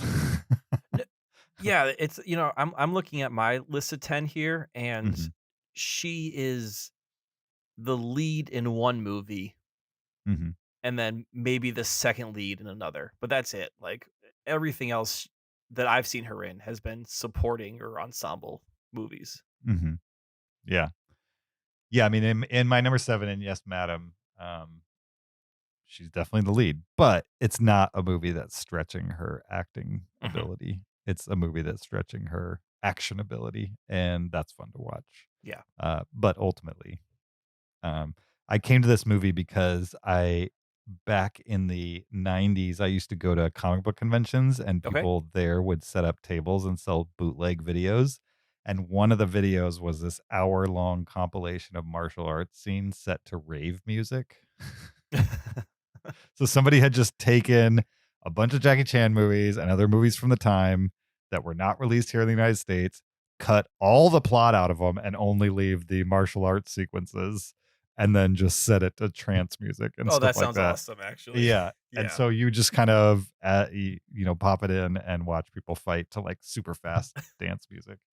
And one of the movies that they pull from is Yes, Madam. And I've seen, I don't think I've seen all the ones that were on that tape, but I've Mhm. probably seen, there's maybe 24 movies that are listed in the credits, probably 20 of them. And this was one of them. So that's how I came to it. That there is this video, I think it's been on the internet for like, well, at this point, almost 15 years now, and it's called Transformers Dubstep, Mm-hmm.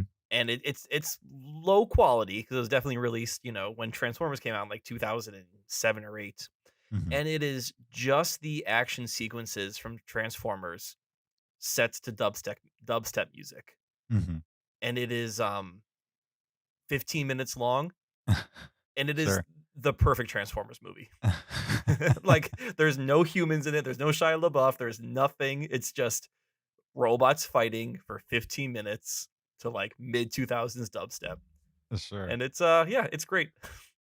Well, I remember in like the mid to late 90s, a friend of mine had a house party and there was like a good 30 people there type Yeah. of thing.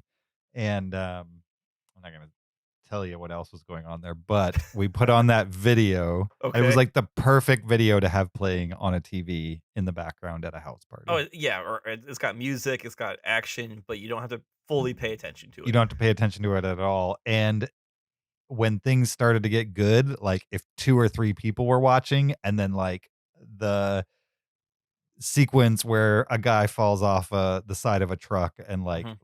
you swear he broke his back in Oh that yeah. fall. You know what I mean? Like 3 people who were in the middle of a conversation with 3 different people would just go, "Oh!"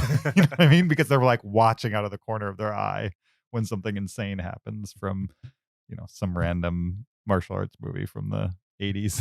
Yeah. Anyway, Wow. I what's your number definitely 6? I have thoughts on some of those Hong Kong ones later in this list, so Okay, we'll come back to that. Don't worry. cool. My number 7 is a 2021 movie called Boss Level. Have you heard of this movie? I vaguely have heard of it, and I definitely saw it when I was researching this list. I have been looking for excuses to talk about this movie. I was hoping we do a top 10, last 10, but this seems to Okay, be the perfect moment right now. sure. All right. So, this is a time loop movie Mhm, where Frank Grillo plays a mercenary who wakes up every day to a team of assassins trying to kill him, mhm, and he has no idea why. okay. And it's very tongue in cheek. Like, he's often narrating what's going on, like, oh, this is the part when this happens and this is the part when that happens, kind of like Palm Springs in that sense. Mhm, But also has that humor of Live Die Repeat, where you're watching Tom Cruise get killed over and over again as he's trying to like make the perfect plan. So mhm, you kind of see Frank Grillo also like doing the trial and error to get the perfect day out of it and dying in grotesquely comedic ways throughout. hmm, Um, it was, yeah, like it. I like time loop movies. It's a lot of fun. There is plot to it. It's not just him going through the same day over and over again. They're building to something. It's also starring Naomi Watts and Mel Gibson. You really feel like Naomi Watts did like a week of shooting on this movie because she's barely in it, but mhm, she's in it. And then Mel Gibson, take or leave whether you want to see him or not. But Michelle Yeoh plays a martial arts swords master who trains Frank Grillo in how to use the sword to fight one of the assassins. mhm, So she doesn't have a ton of scenes in it, but she gets a chance to show off some of her martial arts chops for those moments. And it's overall just a really fun movie. I came to it because at work, my colleagues and we have this debate of, let's say you've got Phil Connors from Groundhog Day, and every day he wakes up and someone with like the skills of Batman is trying to kill him. How many days would Phil Connors need going from that person to like being able to defeat Batman or a hmm. Batman like character? So like we'd have the debate at work, and then one guy at work was like, "They kind of made that movie already," and said boss level, and it's a little different, but still that kind of same idea of like a guy trying to defeat a team of assassins day after day after day. Sure. Interesting. So you recommend it? I recommend it. Yeah, if Okay. if you like Palm Springs, Live Die Repeat, and some again comically grotesque action, Hmm. Okay. It's a Netflix movie, right? Don't they own it? or Hulu, it's definitely streaming. I saw it on a Okay. streamer. Yeah. Okay. Cool. My number 6 was Tomorrow Never Dies, which All you right. already mentioned, and I don't particularly remember Michelle Yeoh's role, but I can't differentiate most Bond women. You know what I mean? Like Yeah. they're rarely used as more than just like plot pushing and stuff like that. Hmm. And I'm not saying that's what Michelle Yeoh was in the movie because it's not necessarily just her. I just don't remember what Tomorrow Never Dies is about in general. Yeah, So that's fine. It's the one with the stealth boat. You remember the stealth boat? no, I mean, Okay. when I think back to that era of James Bond, I remember one movie starts with him like being tortured, um, and then he gets broken out of his torture situation, and I was like, wow, this is a really extreme version of Bond. Yeah. Like he's literally being dunked in like a water tank and like being waterboarded and stuff. Um, That must be like, well, that could be Toronto Never Dies, but it could be like World Is Not Enough or one of those later. could be. And then there's the one with like the ice hotel where he surfs Oh, in it the was some movie. bad CGI. Yeah, it's really bad CGI. Yeah. So the later ones, That's the Halle Berry movie. was he in 4 Bond? He did GoldenEye, Tomorrow Never Dies, World Is Not Mhm. Enough, and then there was one more. Die Sounds Another about right. Day. Wasn't Die Another Day? Mhm. I think Die Another Day is the Halle Berry one, right? Yeah. I know these because I'm trying to sing the theme songs in my head. Mhm. Like, that's how I'm like, Garbage sang World Is Not Enough. I don't remember who sang Tomorrow Never Dies, and then Madonna sang Die Another Day. That's how I remember this stuff. But Sure. yeah, so I I think GoldenEye is, I don't know if it's a classic Bond, but it's definitely the best of the Pierce Brosnan. Mhm. But I do wonder how well The World Is Not Enough. Sorry, Tomorrow Never Dies holds up, or if it Mhm. aged poorly. I have no idea. I'm not sure I've even seen it since I saw it in the movie theater 25 years ago. Oh, yeah, they were. I remember like in college they play a little bit, but they weren't movies that I had to go see again. Yeah, for sure.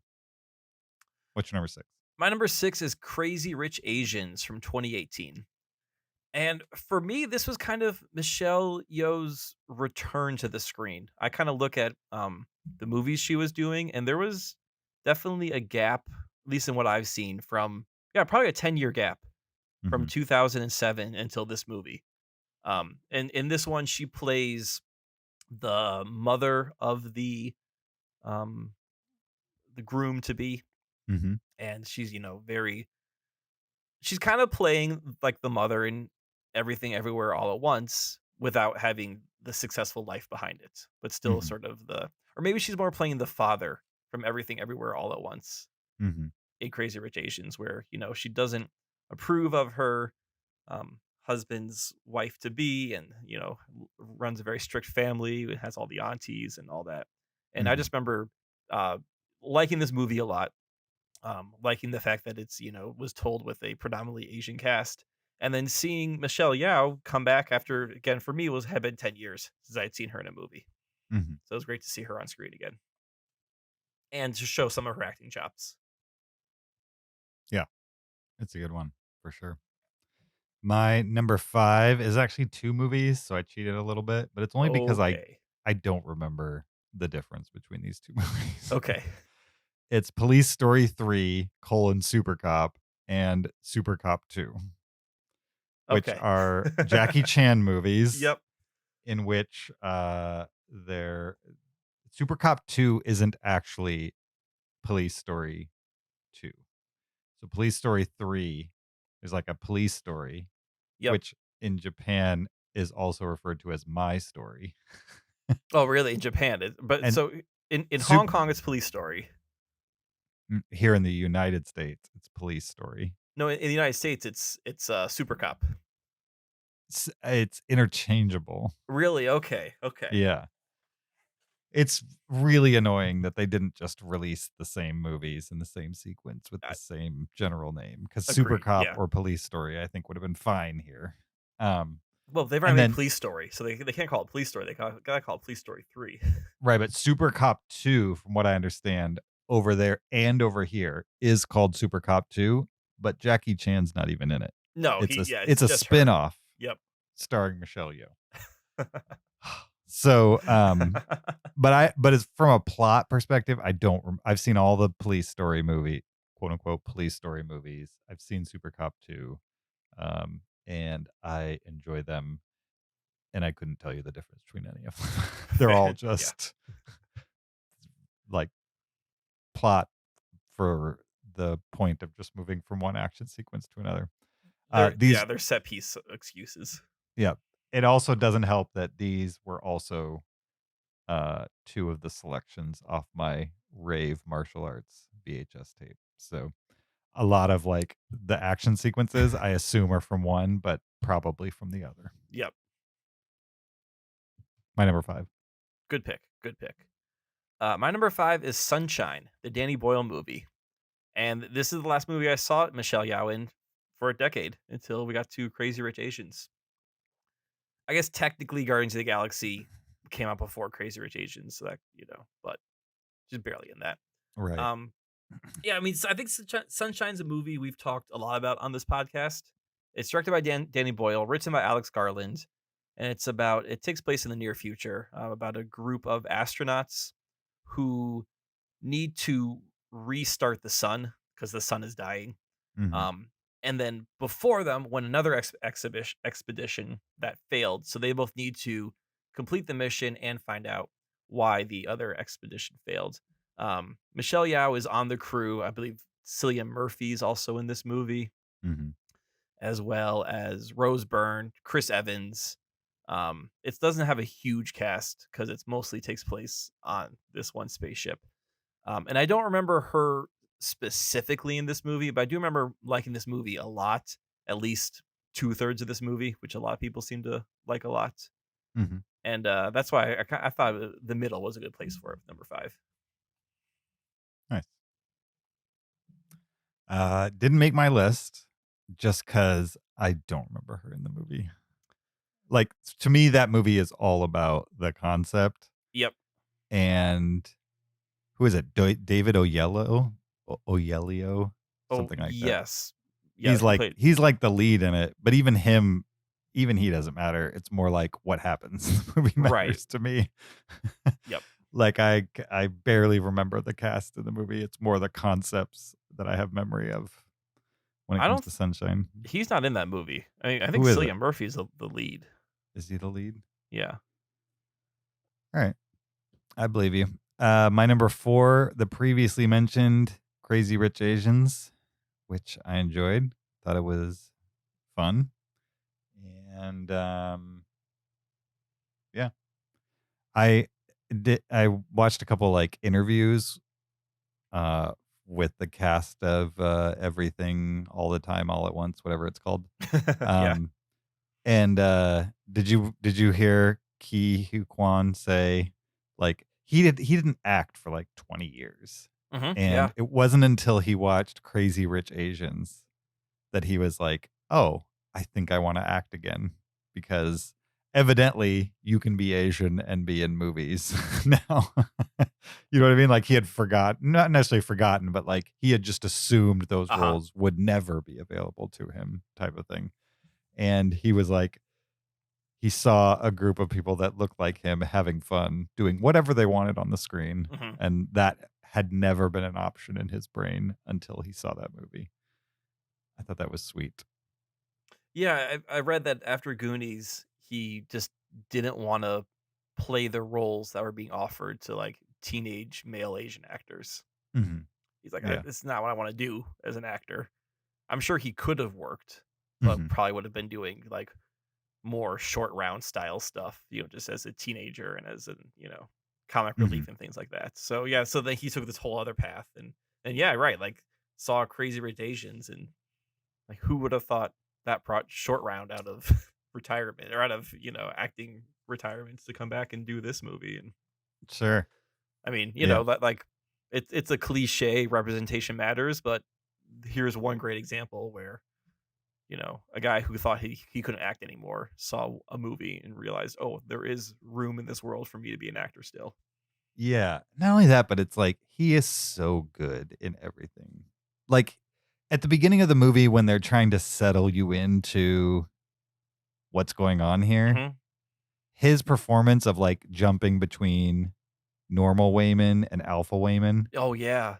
like just the physical performance of changing your personality with using different physicality, using Yep. like a different tone of voice and stuff like that.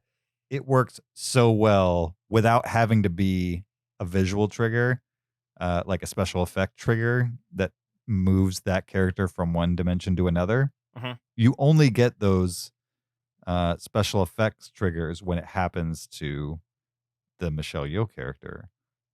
Whenever it happens to Wayman, it's 100% his performance that tells you you're talking to a different Wayman. Right. That And just how it just switches his body from one to the next. yeah, and that's hard to do. Hmm. And he does it very well. Anyway, my number 4. I also read that he trained a ton for that fanny pack fight. Really? Yeah, because he just wanted, Sure. he wanted, because I think that was like his, he knew that was That's his return to his form. return to the screen. Like he needed to be flawless in it, and yeah, Honestly, it was like the scene right before that when he's making the explanation in the broom closet and stuff like okay, that. If people jumped ahead, these are not real spoilers. no, it's fine. When he's talking in the broom closet was the first time when I was like, this voice sounds so familiar to Yep. me. Who is this person? And then it was maybe midway between the fanny pack scene where I was like, okay, this has to be the guy from Goonies. Has to be. Yep. Right. All right. Did you just do your number 4? I did. Okay. My number 4 is the previously mentioned Shang-Chi and the Legend of the Ten Rings. I believe Michelle Yeoh plays the aunt in this movie, Okay. correct? Yep. I don't remember. Yeah. That's why it was so low on my. But she's in the movie multiple times. Like she's in the village at the end, but she Mhm. also has her own martial arts sequence with Tony Leung earlier in the movie. That's in very much like a hero style um, fight. And Mhm. yeah, like just the fact that she got to have so much screen time in this movie was great. And we got to see both her acting chops and her martial arts chops. I thought this movie utilized her very well. And it was, one of my favorite recent Marvel movies on top of that. Nice. My number 3 is from 2005, the previously mentioned Memoirs of a Geisha. Oh, wow. Yours is much higher than mine. Yeah, I like this movie. It's a straight drama for sure, but it's kind of like peak Michelle Yeoh for me. Like, Yep. she gets a lot of screen time. She's still a supporting character of sorts, but she gets a lot of screen time. And she is in kind of the mother teacher she's not in a mother role, but she's like the person who's guiding the younger geisha Yep. through this new existence type of thing and teaching her the ways. And she just it's probably why she always gets cast in those supporting roles is she's so good as a guide for other Mhm. people. Yeah. Or not necessarily a foil, but a pressure point for other characters. Like even in Crazy Rich Asians, like she's just the hurdle to overcome at base. Yep. She's more than that in the movie, but at base, that's why that character exists in Crazy Rich Asians and in Memoirs of a Geisha. She's still a supporting character, but she actually gets to do a little more than she does in most movies. Memoirs of a Geisha is just a beautiful movie to watch with good performances throughout and good like transforming into a different world. They're not like Last Samuraiing it up where there's like some white person in the middle of this No. solidly Asian story, you know what I mean, type of thing. And yeah, I like that movie, and I like her performance in it. My number 3. Nice. My number 3 is the previously mentioned Police Story 3 Super Cop. Nice. I'll admit I don't remember this movie specifically going into this list. I saw a bunch of these Jackie Chan movies in the 90s. Like after Rumble in the Bronx got big, they all got released. Mhm. You know, to VHS. So like this and First Strike and Operation Condor, and there's other ones. I just, so they all kind of definitely jumbled together. So this movie started a little bit lower on my list for those reasons. Then I went to YouTube and I started watching Michelle Yeoh specific scenes from this movie. Mhm. And the more and more I watch from these scenes, you realize like how well she held her own with Jackie Chan Mhm. and how she was almost his contemporary. Like maybe not quite the comedic s- style that he brings to it, but definitely like she's pulling off the exact same stunts. She's fighting just as well as he is. If I mean, I, I would say Jackie Chan's like a Buster Keaton kind of actor, where he Mhm. just goes for these stunts. And then Michelle Yeoh was doing the same thing. Like I watched one where she jumped a dirt bike onto a moving train, Mhm. and it's they do one take of it, and you see she gets on the train and she lands like between two cars, where her back wheel kind of like dips between the two cars and barely catches the edge. And I can only imagine like how close was she to dying on that stunt. Mhm. Because if she had landed between two cars, she would have just crashed and fallen on the train tracks most likely. Mhm. There's another one where she's on like a van and Jackie Chan pulls up in like a Miata, this small convertible, and she jumps onto the hood of the car while it's moving. And I was reading that the first time she did that stunt, she just rolled off and like almost got hit by oncoming traffic Oh my god. because they just did it. Like, there were no safety rigs or harnesses. It was like, all right, you're on this car, you're gonna jump on this car. Uh-huh. And they're like, yeah, the glass will break to catch you. And it didn't. And she rolled off. And so, like, just watching those clips, seeing both her pulling off the Jackie Chan style stunts, seeing her fight as well as he does. And also, I was reading that he kind of had a view of what women's roles in movies should be. Mhm. And she was able to prove to him like, oh no, we're just as capable as you are to do these stunts. Hmm. So for all those reasons, Police Story 3 kept moving up and up my list, even though a day ago, if you had asked me, tell me about this movie, I could have told you nothing about it. Sure. And you still can't tell me anything about the plot of Police Story 3. I'm willing to bet. I can't tell you the plot of Police Story. I've seen that one all the way through. I can tell you all the stunts that happen. I don't know. He's chasing a gang of Right. some sort. I mean, that's not the point. You don't watch these Jackie Chan movies for the plots. That's Yeah, not the point of the movies. it didn't matter then, it doesn't matter now. No. For I sure. watched Rumble in the Bronx a couple weeks ago, Mhm. or maybe a couple months ago. And yeah, like plot wise, it's all stupid, but stunt wise, it's super fun to watch. I don't even remember, like, in Rumble in the Bronx, what's the inciting incident? Does he beat up a gang or something in his uncle's supermarket? His Is that uncle has like a flower shop or supermarket, Yeah. and yeah, there's a gang that keeps terrorizing it. Right. And so And he he fights back and that, like, escalates over time, right? Something exactly. like that? Yep, that's right. Yeah. Yep. Okay. It's Good. got a lot of white guys with ponytails in it. It's kind Mhm. of weird. Yeah. Yeah. And with that movie, I just remember the refrigerator fight when he's like, for some reason, there's a bunch of refrigerators in Oh, a it's like open the warehouse. freezer door, open the fridge door. Yep, yep. Right?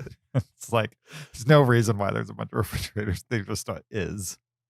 I mean, he's inspired And by. they're like right next to a room with a bunch of pinball tables for Yeah, some that's right. reason. Oh no, I think the pinball table is like the gang hangout or something like that. Oh, okay. Yeah, Are those two different scenes I've just combined in my brain, or did they have a room full of empty refrigerators in the same hangout? it could have been the same fight. I honestly don't remember. All right. It has a hovercraft. That's the big thing I remember. Like I mean, hovercrafts were huge in the '90s. I don't know why, Mm-hmm. but I remember being a kid and seeing hovercrafts in like everything, including Rumble in the Bronx. There's a hovercraft. Sure. So that was your number 3? Yeah, it was my number 3. Yeah. Okay. I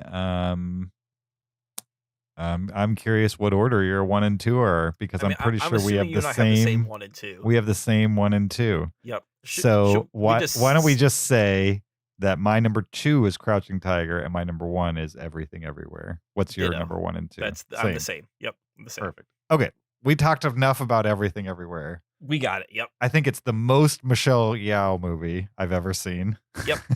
And she's great in it, and that's why it's number 1 for me. Exact same reasons. Yep. Sure. Crouching Tiger, Hidden Dragon was probably the first time I really noticed Michelle Yeoh. Yep. Like, I certainly saw her in Tomorrow Never Dies and saw her in other things, but in Crouching Tiger, Hidden Dragon, I saw the whole cast of that movie for the first time, and I was like, wow, this is really, not only was the movie cool, but everybody was cool in it, and Mhm. she was definitely a part of that feeling of seeing a new thing um, executed in a new way. Certainly, I'd seen martial arts movies by then. I had seen Jackie Chan movies, but I hadn't seen martial arts movies with the level of mysticism and fable attached to them Mhm. that I'm sure was already happening in other markets, but just hadn't been brought to my eyes here in the U.S. And so, Crouching Tiger was the first of those to do that, and it's a classic for me. Yeah, I think with Crouching Tiger, we hadn't seen the wire work. Mhm. Matrix being an exception, but obviously Matrix was heavily influenced by, the wuxia film Mhm. style. So the fact that this has the wire work, but then has such a beautiful story around it, Mhm. and it's not just excuses for fights, right? Like there's some Right. incredible fights, but they're also play a role in the plot. Um, but Yeah, and like the wire work and some of the fantasy elements, yeah, they're not explained. It's just a part of this universe. Like the martial arts is so emotional. It's so people are so skilled that they can just run up the wall and jump from roof to roof. or like It's they not can, because they have a power because they're unplugged from the matrix. yeah, It's just because that's what people do in this world. right. They have the ability to fight in trees and stand on branches, Right. and there's no one needs to explain why can they jump up to a tree, It's just how it works right? in this Yeah, world. Yeah. but they're also like that. That tree fight is beautifully choreographed too, Mhm. as they're like flying Absolutely. back and forth, and like Matrix had its own great choreography, but I would never call Matrix beautiful in its fight sequences choreography. Agreed. And Crouching Tiger was able to um, bring I don't know, almost like a dance like sensibility to its sequences. Absolutely. Yeah, I would agree with that 100%. And it also Cool. had Xing Zi in it, or however I need to pronounce her name from Members of the Geisha. Yeah, she kind of, she came in hot and then disappeared. Yeah, I see that she was in Cloverfield. She was in sorry, not Cloverfield, Godzilla. Whatever, the one from 2014, 2019, Godzilla King of the Monsters. She was in the Cloverfield Paradox. Mm, Um, but then yeah, classic. like most of this stuff looks to be um, from like Hong Kong, China in the 2000s. Um, Mhm. yeah, nothing really super recent from her. Yeah. Yeah, I would say Godzilla King of Monsters is her most recent movie. Yeah, which wasn't too long ago. You're only talking like 3 years. Cloverfield Paradox. I mean, Hmm. I saw that, but nobody else saw that. Remember they dropped that one on Netflix like at the Like, Super Bowl, during the Super Bowl? was that during the pandemic or right before? No, no, no. This is Oh, it 2018. was 2018. Oh my god, I don't know time anymore.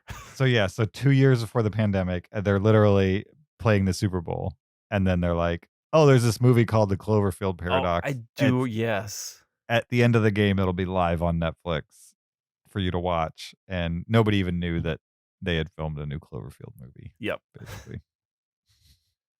But yeah, like you look at her run, it was Crouching Tiger, Rush Hour 2. I'm gonna skip a couple. Hero, House of Mhm. Flying Dragons, 2046, the Wong Kar-wai movie, Memoirs of a Geisha, And then it just kind of stopped. I mean, she still was doing things, but Hmm. nothing. But they I mean, weren't as high profile. no, I mean, she was TM. She has a credit for TMNT, the Michael Bay reboot of the Ninja Turtles. But yeah, at least for American cinema, she wasn't doing a lot.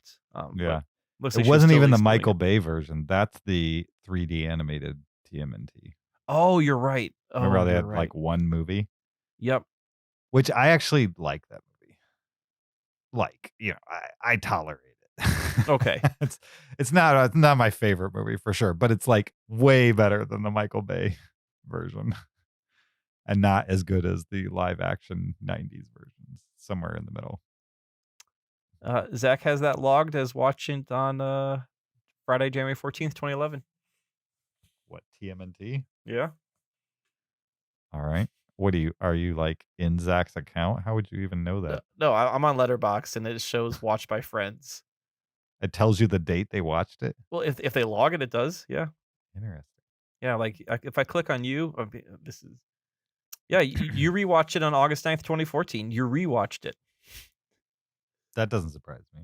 Better than the live action sequels, but not the original. 14 likes. Exactly what I said. Yeah. 14 likes on that review, huh? Yeah, you must have been popular in 2014. Not bad. Not bad. Especially for like a one sentence review. That's not that original. How dare you? I mean, That's a master class in criticism right there. You're right. So you got this subjective statement, better than the 2 live action sequels, followed by objective statement, but not the original. Like, you're right. It's not the original. So Michelle Yeoh, right? Yep. Let's take a look at what she has coming up, because it's not much other than Avatar sequels. Evidently, she's in all the Avatar sequels. Why? Well, maybe she's got a big role or big payday. Yeah. If you like Michelle Yeoh, though, Okay, I do. It's another supporting role, but she's really good in Star Trek Discovery. Do you watch Star Trek? Are you a Star Trek person? Not really. I was, not anymore. No, Okay. I sort of. When did you fall out? I watched all of Voyager, and then I went to college, and and there was kind of a gap between Voyager and Discovery, correct? Oh yeah. I Yeah. mean, Voyager was done. Discovery No, is the sorry, Enterprise. Is I the mean, very Enterprise. okay, Enterprise. Yeah, The Scott there was a Baio gap one. there. Right. Scott Baio? No. Scott Bakula. Scott Bakula. Thank you. You caught me. So yeah, I don't know. I sort of, because I was at college, I was watching TV differently. I caught some of Enterprise, but never got into it. So sort of for Mhm. me,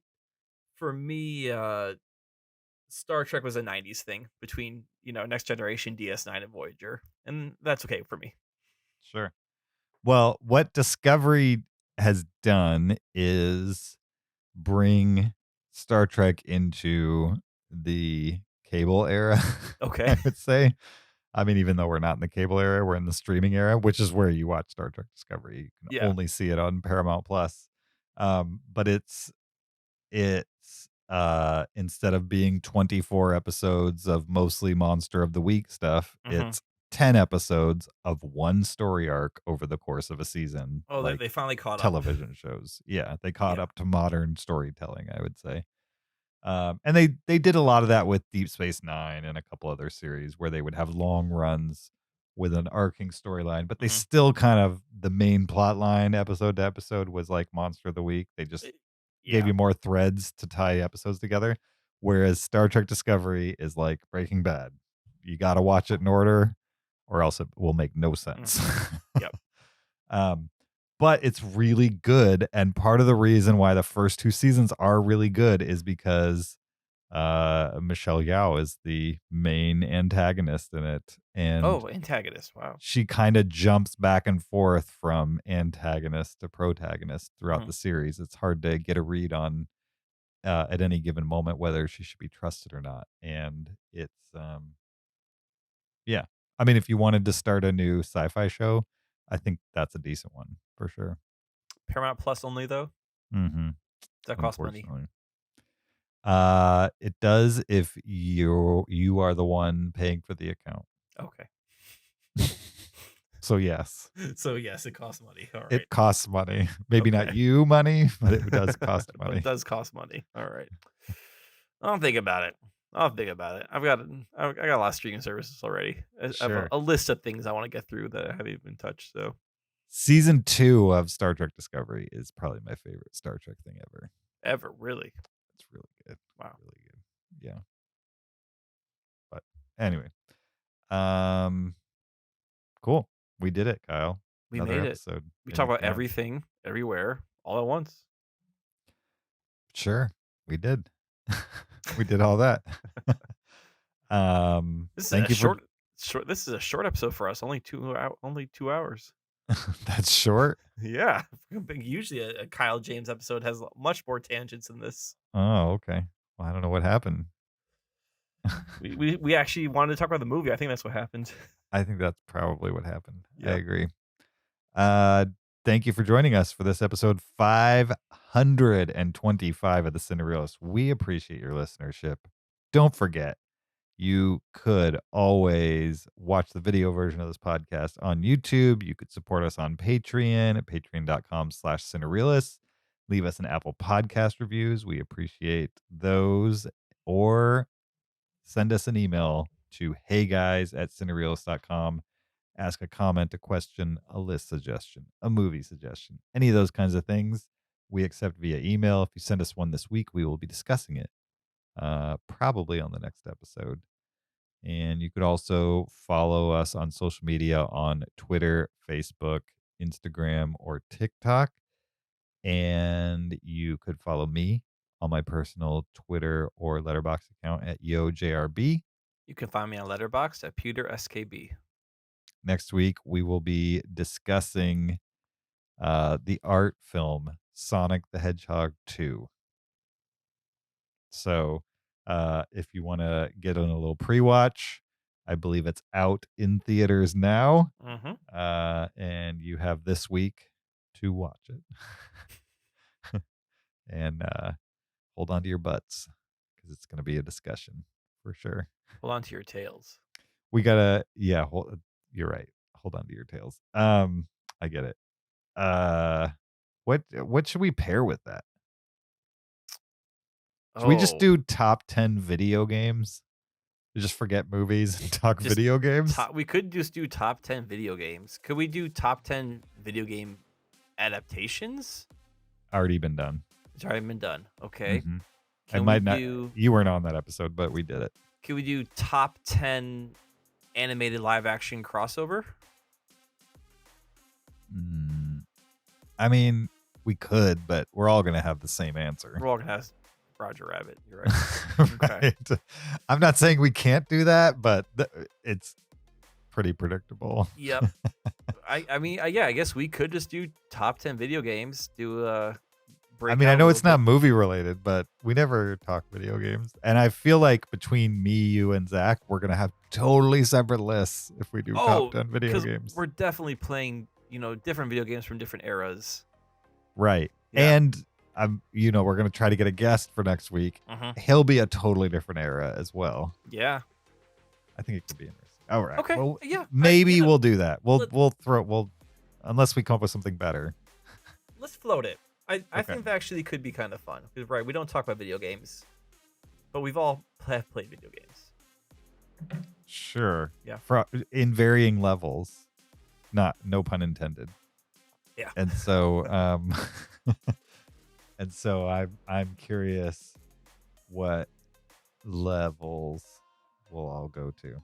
I don't know what I'm saying. We're done with this. If I've ever ranked, I have a favorite video game. My number one, I got figured out already. But I don't know if I've ever ranked video games. That's gonna be interesting. I might just have to do my 10 favorite and not really rank them. I mean, what? You can't do that. Who do you think you are, Zach? What are you gonna do? Stop me? That is a strong Zach move to come with a list that you don't have it ranked. Well, I have a number one. I think that's fair. You can't rank your 10 favorite. Come on. I mean, Just make it arbitrary if you have to, but at least rank it. well, of course I would rank it. Used to wouldn't know that's unranked. I'd be like, number 10 is this one. Oh, okay. Like, is it really 9 worse than my number 1? No, but it's Sure. so. All right. Thanks for hanging out with us, guys. We'll see you next time. Until then, keep it Cinereal.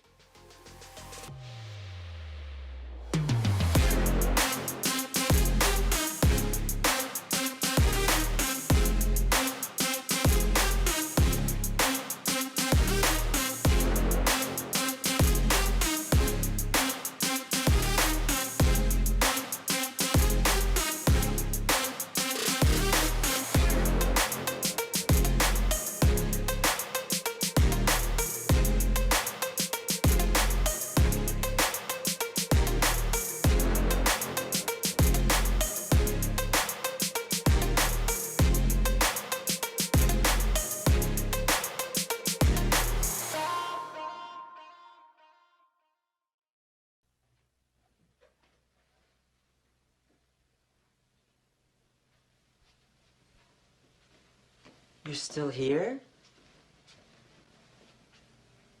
It's over. Go home. Go.